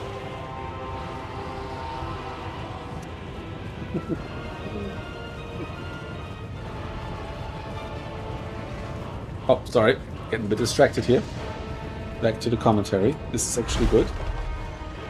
Okay, the skirms are shooting into the zombies here.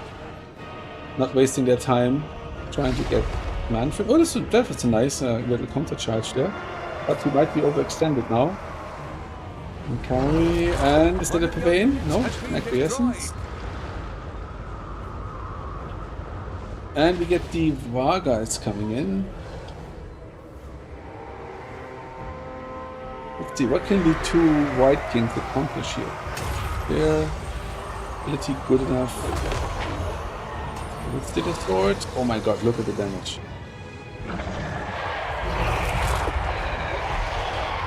Okay, 2,000 value lead now for the forces of Slaanesh. These Blood Knights probably should have gotten a heal at some point to bring them back. They could be brought back to almost half health, but in this state, I think one charge from a Health Strider and they're completely gone. One White King is dead. Over here, the Hellstriders are a bit suffering. Slangor. Manfred is actually quite low already. Inkari, considering how fragile that thing is, full health, but then again, it heals. Sturka, how's his ability doing? Doesn't he have a charge ability? Oh yes, 67%. Sheesh, minus 50 speed.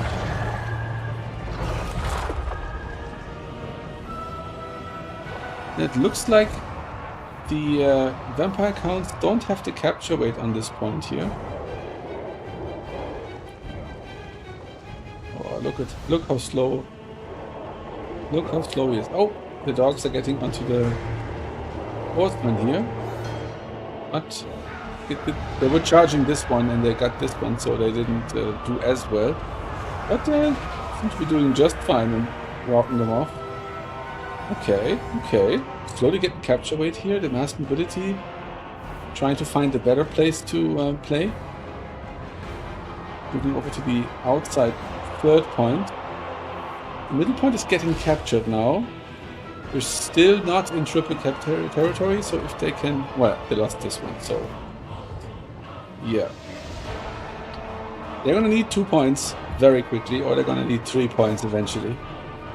Something has to come over here. Is there anything summoned? Nope. Okay. I guess they can push over here a little bit. Fight for this point.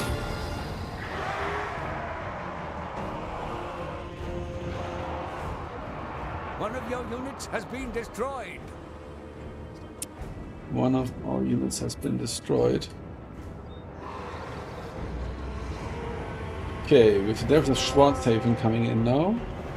They have no capture rate of field. But they might want to catch some cavalry. We have some Skelly Spears coming in. Let's see. Oh, they're charging, still doing very respectable damage. Nice. Okay, Manfred is in there, and now Nikari might snipe him.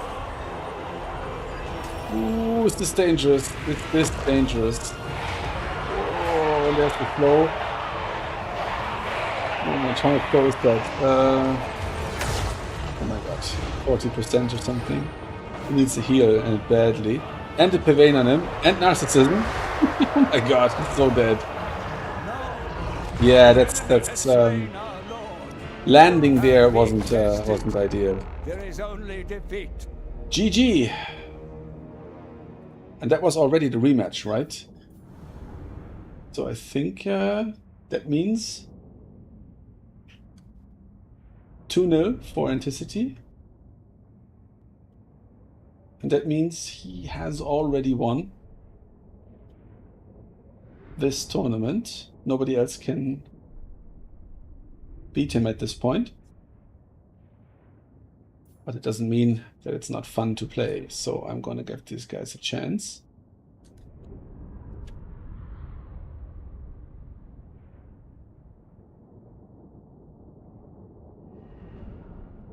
Okay. And we have, yeah, ludicrous value on this guy. Very nice value on the skirmishes. That's very good.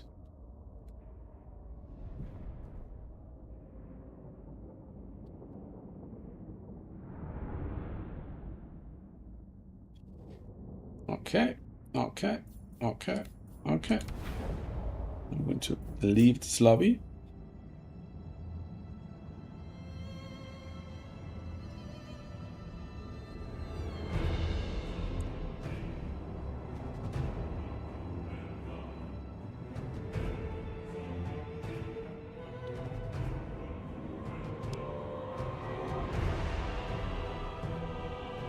So I'm going to spend a moment with my puppy, and then I'm going to be right back here on the stream for the next match. Just give me a moment there.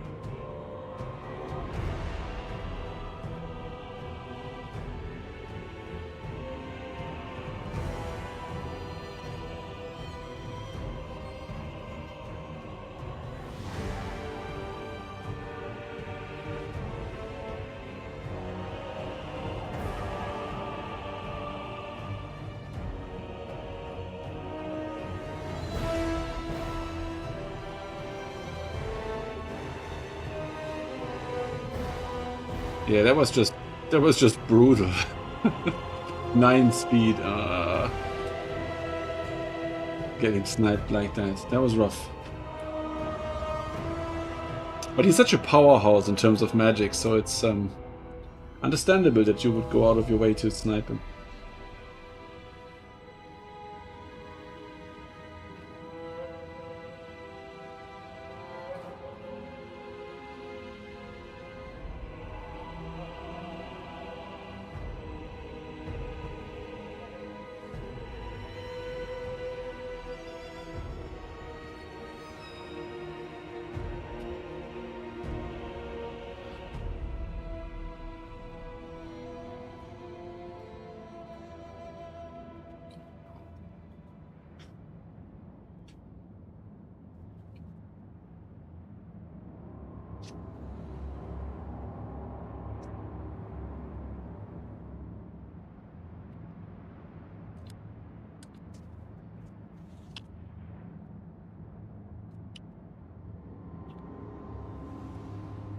Okay. Activity is finished. Bird is still playing with Ponty, and we are about to stream the last match that's being played between Caradoc and Mr. Razak.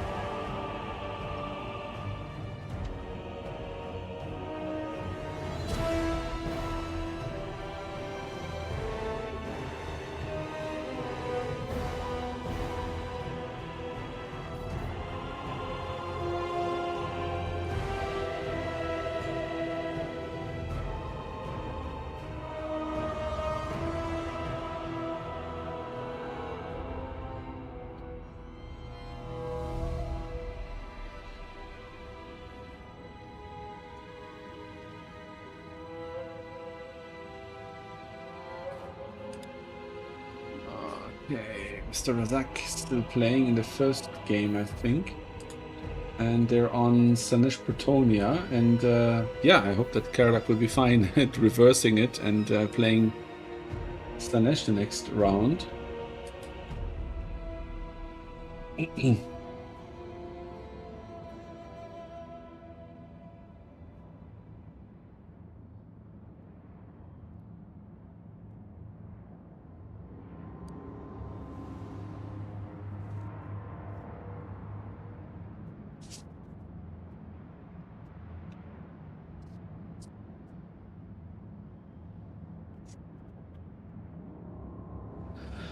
Okay, apparently Bird and Ponty have trouble playing.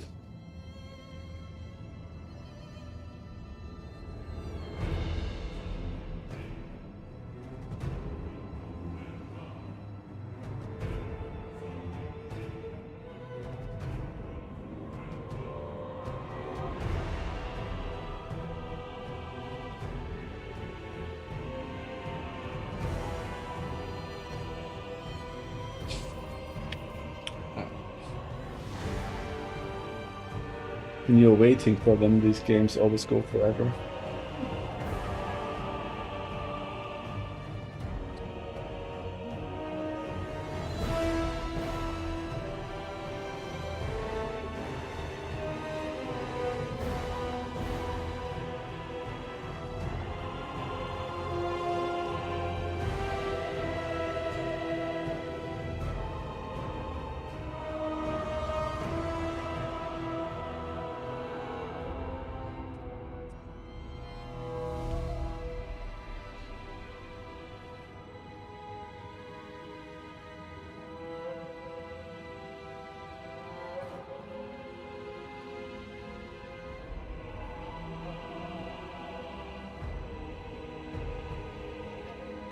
I think I'm gonna finish the stream here, honestly, guys. It's 2 in the morning and I'm getting tired. Well, no, I've been getting tired for the last 2 hours. So They still seem to be playing Caradoc and Razak, so I'm going to leave him to it. Since Caradoc is a late joiner and Razak can't win anymore, I think we'll leave it at that. Congrats to Anticipy for winning the tournament. And thanks everybody for watching. I'm going to host another one tomorrow, probably not streaming. I want to play myself, and yeah, it's a bit stressful to play and stream at the same time, so I might not do that tomorrow. But yeah, hope to see you guys tomorrow on the tournament. And yeah, have a wonderful night, whatever time it is where you are right now. I'm going to close the stream by playing the wonderful intro that our friend Mandel made. So enjoy that, and see you guys around really soon. Bye bye.